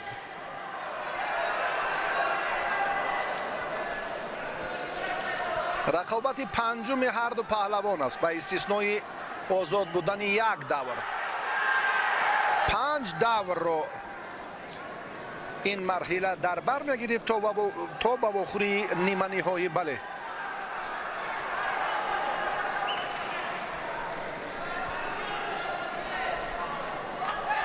محمدی‌زاده محمد با لباس‌های ورزشی سفید است. بیننده ذکی خود احساس میکند الکی ضرورتی باز معرفی نیست. سعدی محمدوف با رهبری رؤوف حکومتوف چون گفتیم که تمرین بیشتر کرد بعدیانی که موقتا فعالیت مؤسسه مکتب مهارت عالی ورزش شاهد به نمودهای گوشتین در آن کاخ ورزشی در شفت ورزشگاه مرکزی قرار داشته موقوف گذاشته شد. رؤوف حکومتوف مخصوصا زمینه همان تمرین بیشتر را هم برادران به وجود آوردند و مخصوصا یوریبک، جانیبک، قناعتشاه لایقوف ها که مخصوصا در یک مکتب تحصیلات میانه عمومی واقع در زرافشان بسیار هم هیئت مکمل در آنجا با مشق ورزی و تمرین های بیشتر فرا گرفته شدند و بسیار هم یک تالاری بر هوا برای تمرین جوانان مجهز گردید، تعمیر شد و این هم یک دستگیری است. این هم یک واسطه دیگری هوسمند گردانی جوانان خیلی خوب راه مانده شد. حالا میبینیم که در جریان مبارزه محمد خیلی برتری دیده می شود و محمدی‌زاده محمد این پهلوانی که چون گفتیم در میان جوانان در مسابقات گران پری و گرند سلم هم بار شرکت ورزید. این چهره که فعالیت پرثمر خود را کبود پوش نست سفید پوش رو در نظر دارم بیرون از فدراسیون بیرون از تاجیکستان در فدراسیون روسیه سایقل داد و امروز خوش است که در تاجیکستان انا همون چهره هایی که ما میخواهیم آنها را در سفره ظفر بینیم از مرحله اول شروع کردم و تا به این دوره راه خود را هموار کردم تا به مرحله نیمه نهایی. خوب است. محبت به جودو بیشتر است. سرچشمه معتمد روشیابی جودو توجه خاصه سرور معظم ملت پرزیدنت جمهوری تاجیکستان محترم امامعلی رحمان با نمود ورزشی نیاگان گشتینگیری بود که آن هم نفوذ بین المللی گرفت. قشنگ کبود پوشه که درباره متانت و آمادگیش حرف زدیم اینجا خیلی جرأت کرد اما سهیلی عزتوف شبهه دارد چی؟ بیاید یک بار ببینیم. فکر میکنم دقیقاً نظری است. این نظری من است. بدون ایست حرکت پهلوان تا به نقطه مشخص یک توقفی که حتی این رو هم میتوان در این جریان اگر توقف صدی راه نگردد به همون بله این کار شد بیکار کرده شد وزری به حالت دیگر باره چون مشاهده کردیم. اکنون بیاد وقت رو باز هم حالت مناسب را چون نه دقیقا در این سمت هم الکی داور اشاره کرد و ادامه مبارزه. یعنی وقتی که اون اگر این کار میشد آنگاه الکی اعتماد هم از میان میرفت، اما چنین نشد. خیلی بهتر رؤوف اکنون در اون مکتب تحصیلات میانه عمومی زرافشان آی آی آی آی کار را از یک نقطه شروع کرد که تأسف میگوییم. محمد اینجا هم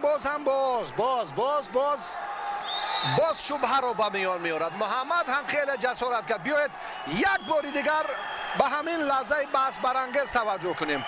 چی حالت رخ داد؟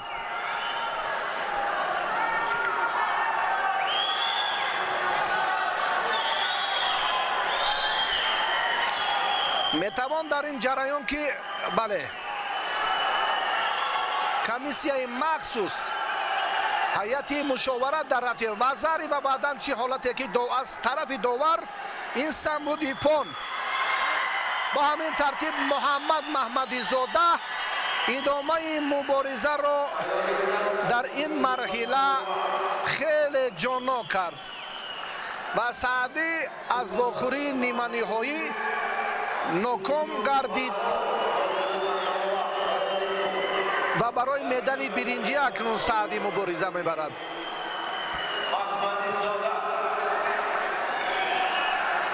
خیلی خوب مهنت کرد.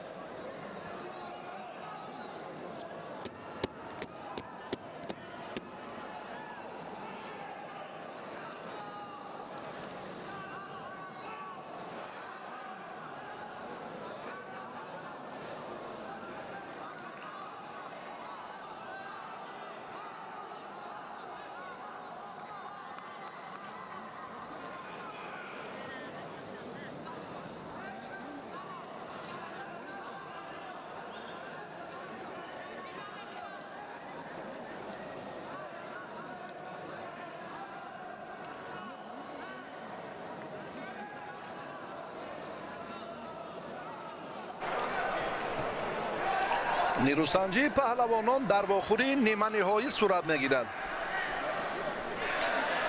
محمد محمدی زاده از این مرحله نتیجه دلخواهش را مال خود کرد و به فینال رفت. مهرزاد صوفیو و حقداد گلوف حالا در میدانند.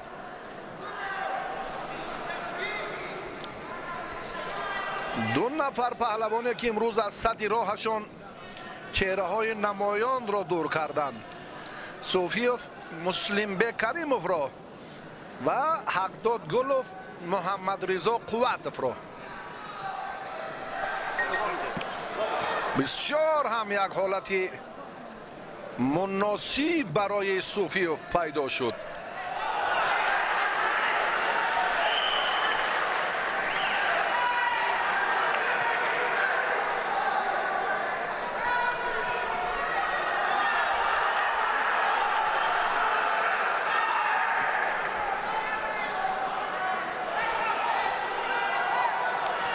هر دو هراس دارن براستی. اندکی هم صوفیوف جرأت کرد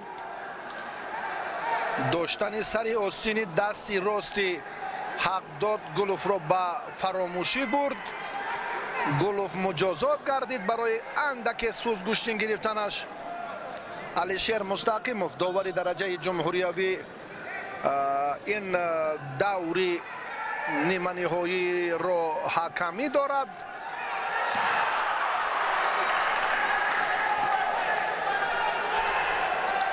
رقابت‌های حساس باقی ماندند. این آخرین نیروسنجی وزن تا تا 60 کیلو در چمپیونات جمهوری تاجیکستان است. بعد این رقابت‌های پهلوانان وزنشان تا 73 کیلو در همین میدان صورت میگیرد.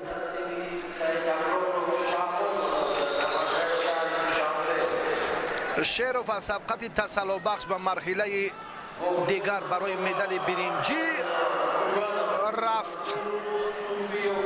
از اینجا کنون در خصوصی محمدов سعدی باید گفت که این چهره هم مستقیما برای مدال برنجی مبارزه میبرد. قوتов هم در واخوری بعدی تسلی بخش دست بالا شد و غالبی نفر ناکامی همین جفت رو انتظار است.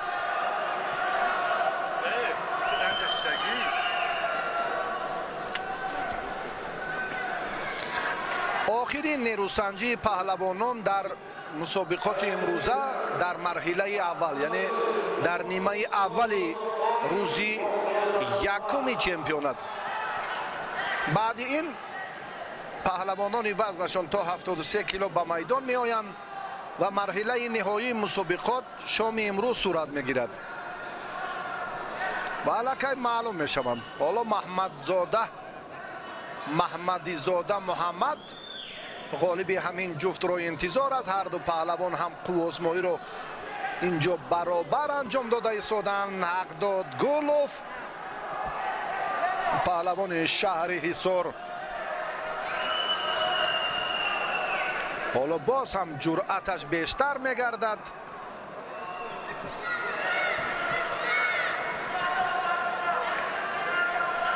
یک و نیم دقیقه دیگر.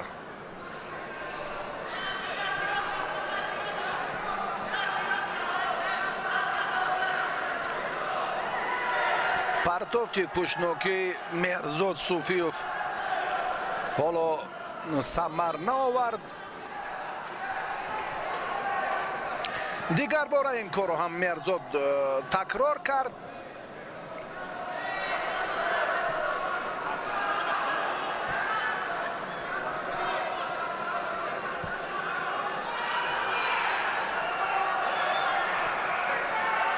تلاشی پهلوانان در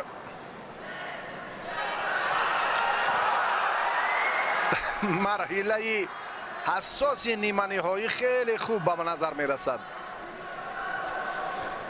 با حقداد گولوف یادآور می شویم که صدرالدین عابیدوف تمرین می دهد و مهرزاد صوفیوف تحت رهبری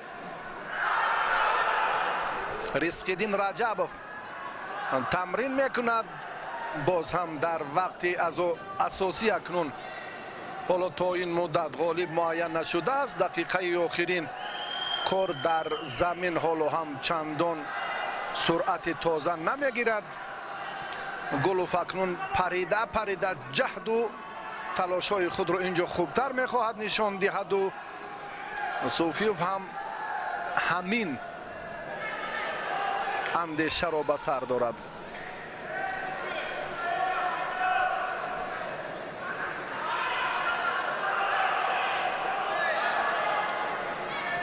امر داور بود. حرکت رو خوب، یعنی داشتن حریف یا از خلعت حریف، این هم مقصدناک و هدفمندانه باید باشد که از کجا و چی ترتیب. حرکت حقداد زیادتر شد.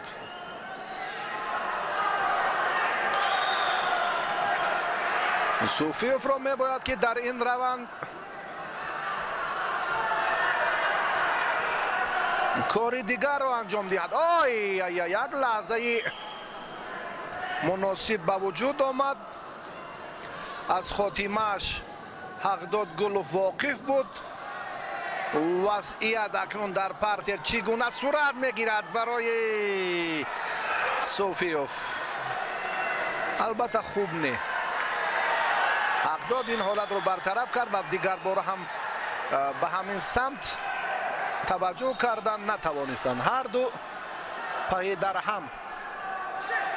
در هم در حالت پارتری قرار داشتند زود جای خود را عوض کردند، با کامیابی مشرف نگردیدند. کار به وقت اضافه طول کشید. در وقت الوگی باز حق داد گل اولین شده رجوع نمود برای استفاده اصول سرکیف. حرکت دیگری غیری چشم داشت رو هم خواست اینجا که خوب شروع کند. بسیار هم روند مبارزه تقاضای دیگر دارد. دست چپی حق داد اندک آسیب دید. بله، وضع سلامتیش چندان خوب نیست. اگر آسیب دیده باشد که دکتر اگر به او توصیه ندهد یا گوشین را ادامه میدهد. این فرصت کار در زمین. دستی چپی حق داد. اینجا سوفیوف خواست که حریف را با همون فشاری سری وقتی خود به تپوش خواباند که این حالت رخ داد.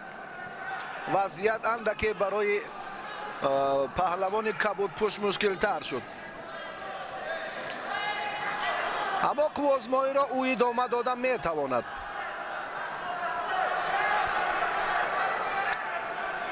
هر دو نفران ارزنده 5 دور است که هر دو پهلوان میدانداری دارند، مبارزه برده ایستادند. بسیار هم در میان 37 نفر مدعی خیلی افراد ارزنده را ما به شما معرفی داریم.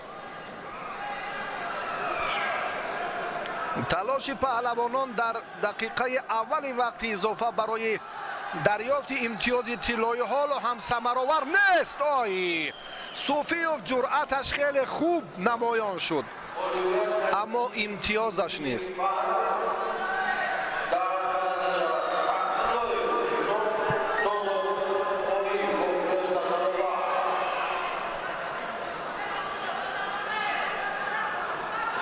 دیگر بار هم سوفیوف امروز 4 مراتبه همان اصول پشتناکی معمولی، همان عنعنه رسول باقیوف را خواست که منظور کند. سوفیوف موفق نشد.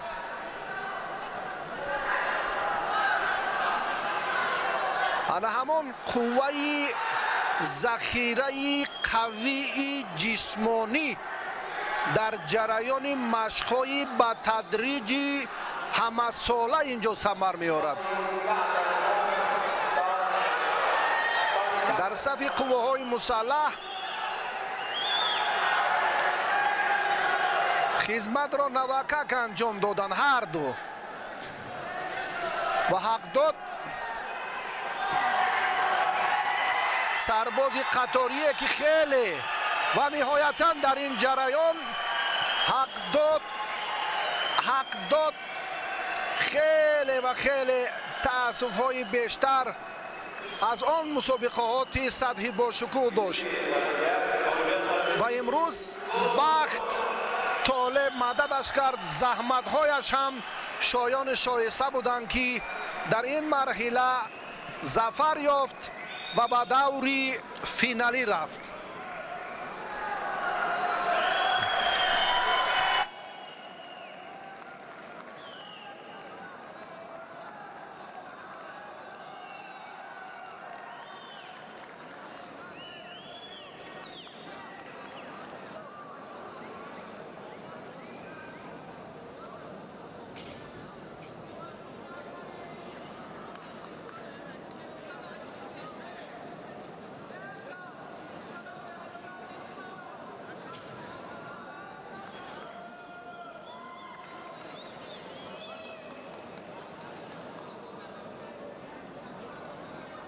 گزارش مستقیم ما از جریان رقابت‌های روز اول چمپیونات جمهوری تاجیکستان آید به جودو یا مسابقات قهرمانی جودوی تاجیکستان از مجمع ورزشی قصری تنیس و ورزشی آبی شهر دوشنبه منظور شما می‌گردد، جایی که ورزشگران دسته وزن 60 کیلو برای به دست آوردن مدال برنجی اول در این تتمی رقابت میکنند و در تتمی دیگر ورزشکاران دسته وزنی 60 کیلو برای به دست آوردن مدال دیگر برنجی تلاش میکنند. با جودوگی سفید عمر شیروف است از دسته دوشنبه، با جودوگی کبود باشد مهرزاد صوفیوف، اون نیز از دسته دوشنبه است. در مورد مهرزاد صوفیوف شناخت دارند هواداران و علاقه‌مندان، یکی از ورزشکاران ناماشنایی که در رقابت‌های سطح جهانی تجربه اشتراک دارد و همچنین در مسابقات داخلی کشوری هم خوب درخشیده است. دستاوردهای شایان تحسین هم در افتخارات ورزشیش هست. مهرزاد قبل از این رقابت ها واقعا گفته بود که با این مسابقات آمادگی جدی گرفته است و یک رقابت های دیدنی را هم منظور کرده بود.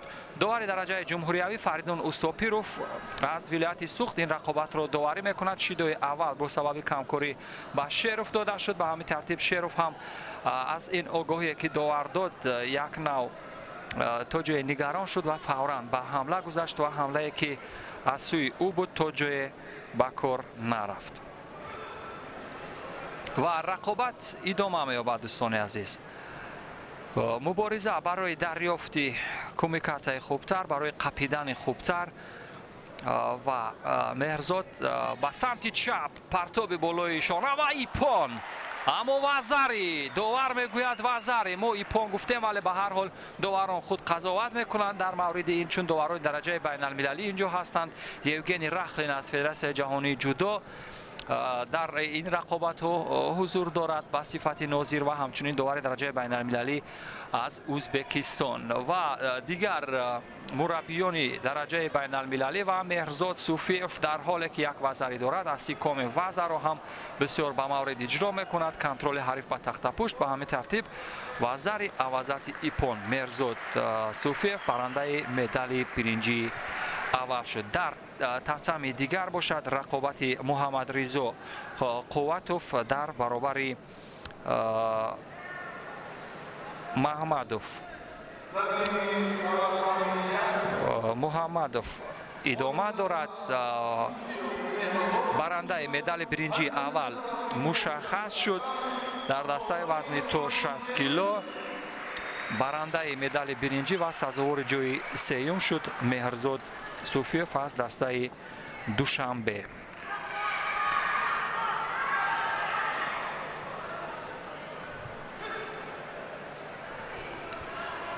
از صحنه های تکرار ببینیم چگونه در همان لحظه اول اجرای اصول پرتاب از بالای شانه را با این وسیله اجرا کرد. ببینید که چگونه این همان لحظه به نظر می رسید که ایپان باشد، چون همون قسمتی جفت شانه حریف هم به بالای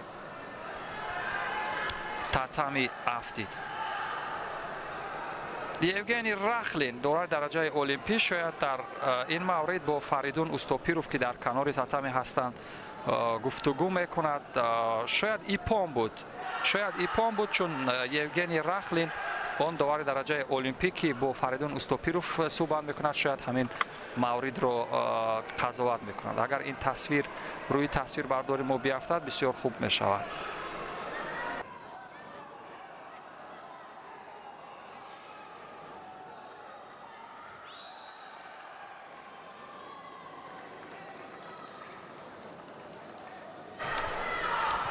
دوستان عزیز، همزمان رقابت ورزشکاران برای به دست آوردن مدال برنجی دوم رو از تتم دیگر هم منظور شما میکنیم، جایی که محمد رضا قوتوف یکی از ورزشکاران ناماشنا که سالهای سال در همه، ولی ببینید چی عجب پرتابه، یک ایپان سه نگ جذاب. اما این شاید بعد از من این رقابت از سوی داور بود.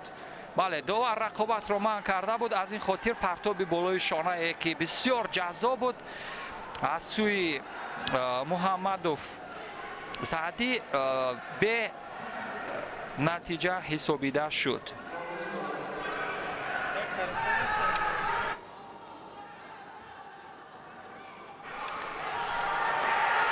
یک مرتبه دیگر پرتابی تومویناگه و این هم بعد از منع رقابت بعد از مته گفتن داور بود دوستان عزیز. به همین خاطر پرتاب حسابیده نخواهد شد. امتیازی که پرتاب در پی داشت اون شمردن نخواهد شد، به نوبت گرفتن نخواهد شد. به همین ترتیب رقابت ادامه میکند یا اینکه داوران اینجا مداخله خواهند کرد و نتیجه نهایی رو خلاصه گیری خواهند کرد. میبینیم داوران درجه بین المللی رو، یکی یوگنی بود، دیگر داور ازبکستانی. به هر حال ببینید این عمل کرد از داخل بود و بعد از آن در بیرون اجرا شد. محمد رضا قوتوف یکی از پر افتخارترین ورزشگران بود در میان سبک وزن‌ها. این بار 2 مرتبه ضربه فنی شد و داوران چی خلاصه میکنم؟ بله و ضربه. به همین ترتیب محمد رضا قوتوف ببینید که مغلوب می شود. هر پهلوانی که واقعا رقابت میکند پشت زمین رو خواهد دید. این عباره محمدالله پهلوان است که ضمن یک صحبت گفته بود، یعنی پهلوان نیست که او پشتش زمین رو ندیده باشد. هر کی با کشتی نبرد آورد به تعبیر او گویا که خواهد درفتید. یعنی پهلوانان همگی مهنت میکنند، مشق میکنند، از این رو حریفان آنها نیز سخت و محکم و قوی هستند. به همین ترتیب دوستان عزیز ببینید چگونه از داخل اجرای اوچیماتا، چون اوچیماتا با وقوع نپیوست، معذرت اینجا سومیگایشی رو استفاده کرد. به این روش ببینید چون از کمربند نیز بسیار به مورد قپیده بود، به همین خاطر سومیگایشی یک روشی تن اتوشی هم می باشد، چون از کمربند هم بسیار به مورد قپیده. به همین ترتیب جزئیات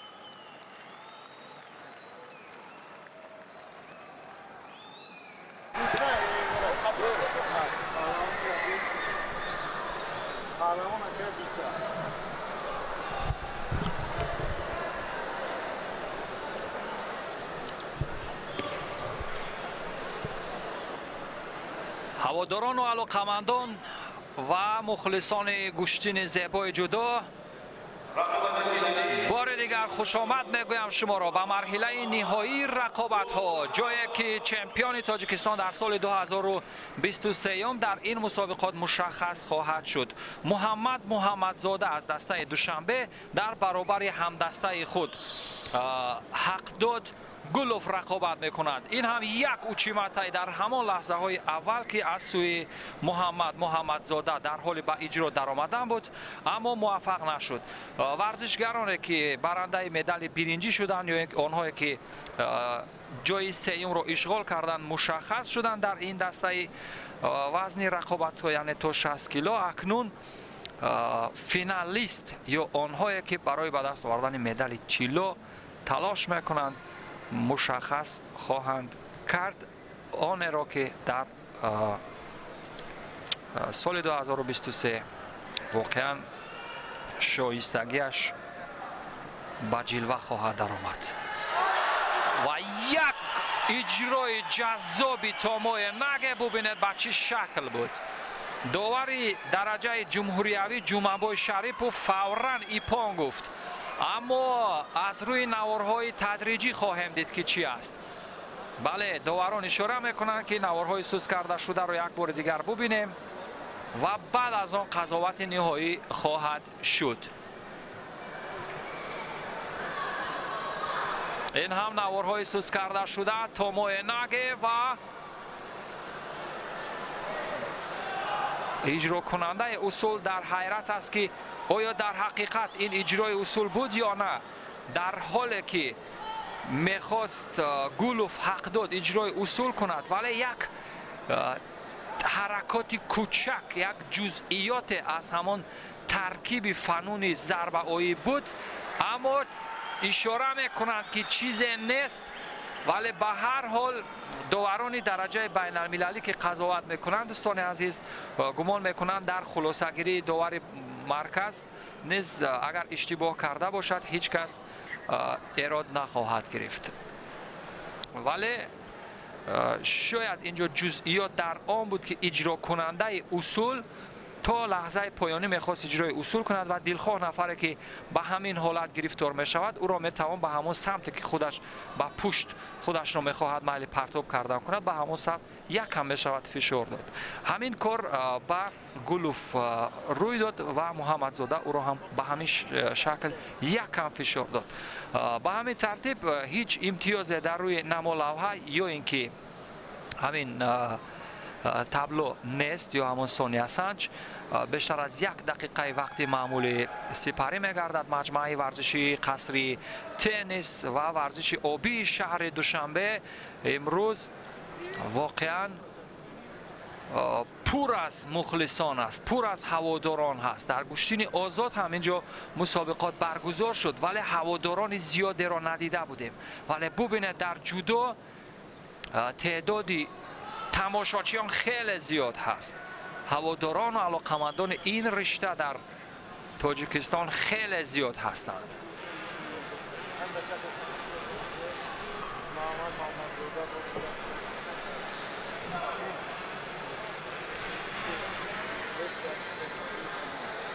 برای یک هدف و همچنین یک اصول مورد نظر روی هم میستند. میل اجرای اصول کردن از پس گریبان هم محمدزاده بسیار به مورد میقپد، اما اجرای اصول و پایها رو هم از یک سو به یک سو حرکت و کوچی از داخل پای زدن چنگ و اجرای آساتا به این ترتیب هم به نتیجه به پایان میرسد و از بخش سراپا ادامه خواهند داد.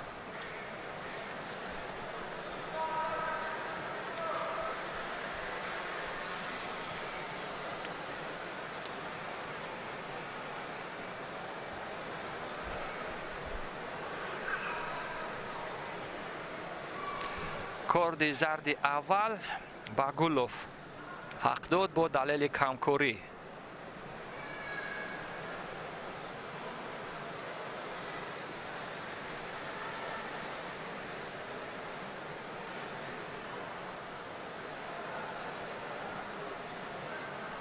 با جفت دست جفت گریبان حریف را هم بسیار محکم میگیرد گلوف، اما اجرای اصول خوب به چشم نمیرسد. ولی هر دو نیز آماده به نظر میرسند در این رقابت ها. دوستان عزیز، از این رو کسی از ورزشگران نمیتواند که در برابر حریف اجرای اصول را نخست بکند.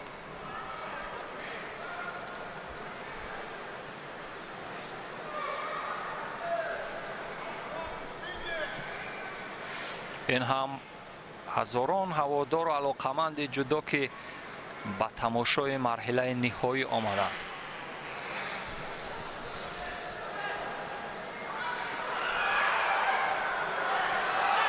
و سیکامی وضع گلوف حق داد، ولی ببینید که به آسانی از چنگ حریف رها می شود محمدی زاده.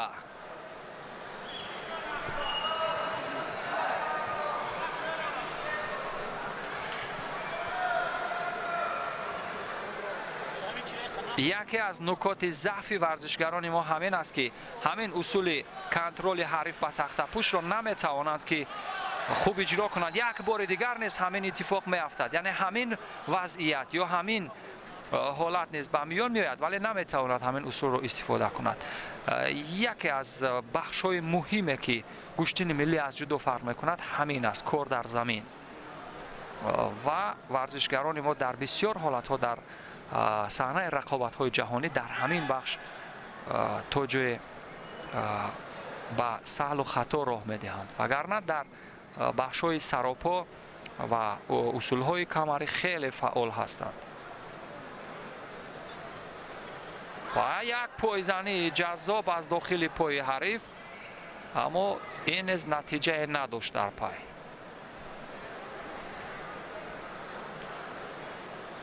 چهارده ثانیه تا پایان وقت معمولی تا ماه نگه 6 ولی با بالای تتم 6. استفاده اصول فن خودانداز به زمین رو باید با سرعت بلند و با یک روش ویژه اجرا کرد. اما هر ورزشکار ما با این اصول بیشتر مایل و رغبت دارند، اما اجرای آن را تا به لحظه پایان نمیتوانند برسانند. گلدن اسکات دقیقه های طلایی یا همون فرصتی که باید غنیمت شمرد. هر یک حرکات در این بخش از رقابت مهم است.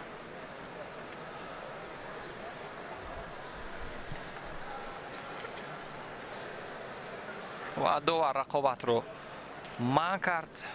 کارت زردی اول هم به محمدی زاده و کارت زردی دوم به حقداد گلوف. نتیجه کارت های زرد بر سود محمدی زاده محمد است.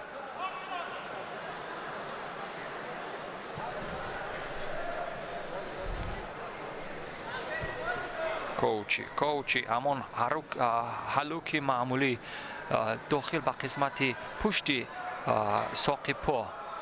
یک پایزنی دیگر و این هم زیدی حمله. داور خاموش است، اما داوران دیگر نظارت میکنند.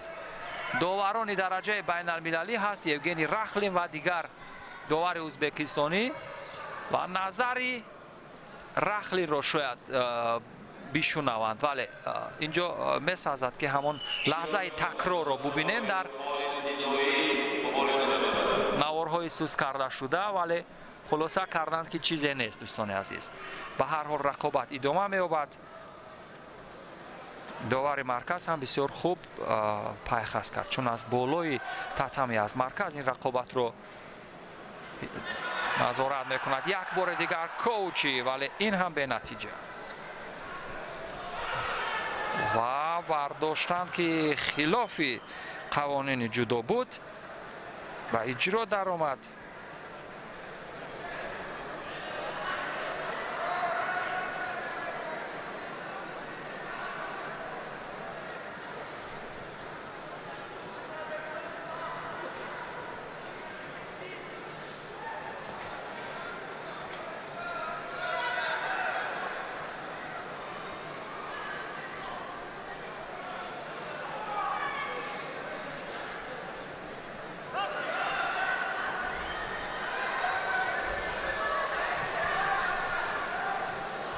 یکی از رقابت هایی که از نگاه زمانی طول کشید، ولی ورزشگران با استعداد، آنهایی که تمرین کردند در دور تمرینات قبل از مسابقات و بیشتر مشق و زحمت کشیدند، آنها طبیعی است که دست بالای را خواهند داشت. یعنی هیچ زحمت و محنت صافدلانه به پاداش نخواهد ماند. داور مرکز میگوید جابجا گذاری لباس ها باشد و شاید نتیجه غالب را مشخص کند و این بار هم به وسیله کارت های زرد یا همون آگاهی یا شیدو ها. اما نه، داور این مراتب گذشت میکند، به کسی شیدو نمیدهد و رقابت ادامه می‌یابد برای یک امتیاز طلایی و این هم همون امتیاز طلایی است که به دست میآید با یک زیدی حمله.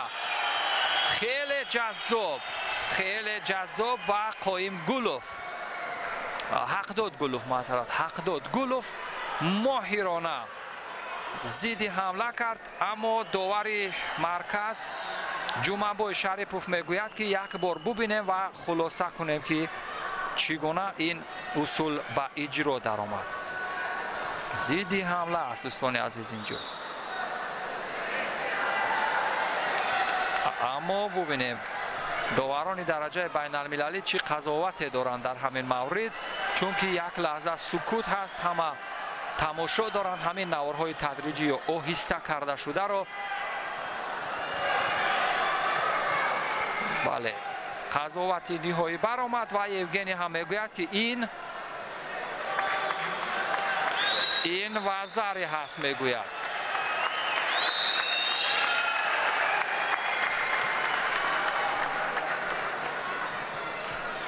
بله، به همین ترتیب قضاوت نهایی شد و غالب وزن 60 کیلو چمپیون تاجیکستان در سال 2023 کسی نیست جز حقداد گلوف. واقعا گفتم که آنکه محنت صافدلانه کشیده، آنکه زحمت کشیده است، واقعا پیروزی بر سود او خواهد بود. نوارهای تدریجی و آهسته کرده شده رو تماشا میکنیم. به همین ترتیب جزئیاتی که در تناسب غالبیت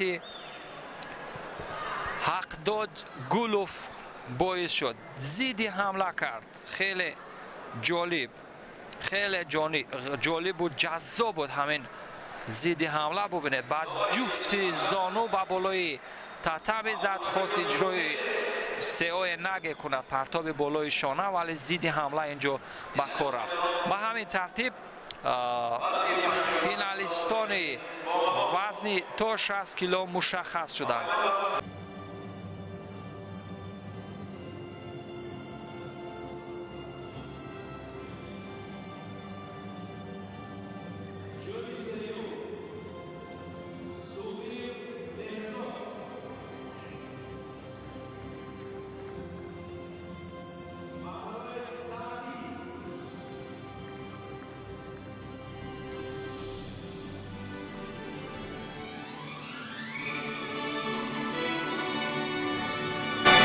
اینک دوستان عزیز، مراسم تقدیم جایزه سپاری برگزار می شود.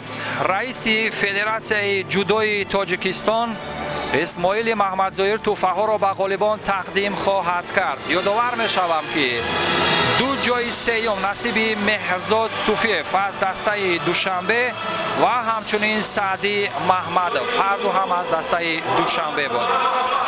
جای دویم نصیب محمدزاده محمد گردید. اون که همکنون مدال نقره را از دستان رئیس فدراسیون جودوی تاجیکستان میگیرد. و به همین ترتیب چمپیون تاجیکستان در سال 2023 این هم گولوف حقداد که به گردن او مدال طلا را رئیس فدراسیون جودوی تاجیکستان محترم اسماعیل محمدظاهر تقدیم کرد. و این هم همان لحظه که گولوف به همین ترتیب زیدی حمله کرد و یک امتیاز وزری در گلدن اسکا گرفت و به همین ترتیب با همین امتیاز وزری برنده نشان طلا شد.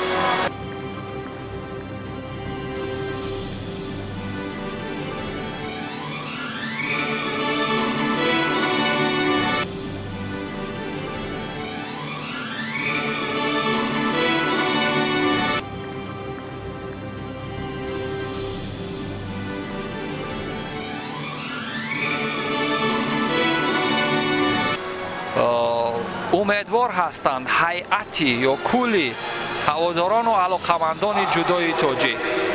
به همین ترتیب این هم یک عکس خاطره‌ای هست با غالبان دسته وزن تا 60 کیلوگرم رئیس فدراسیون جودوی تاجیکستان محترم اسماعیل محمدظاهر و غالبان دسته وزن تا 60 کیلوگرم.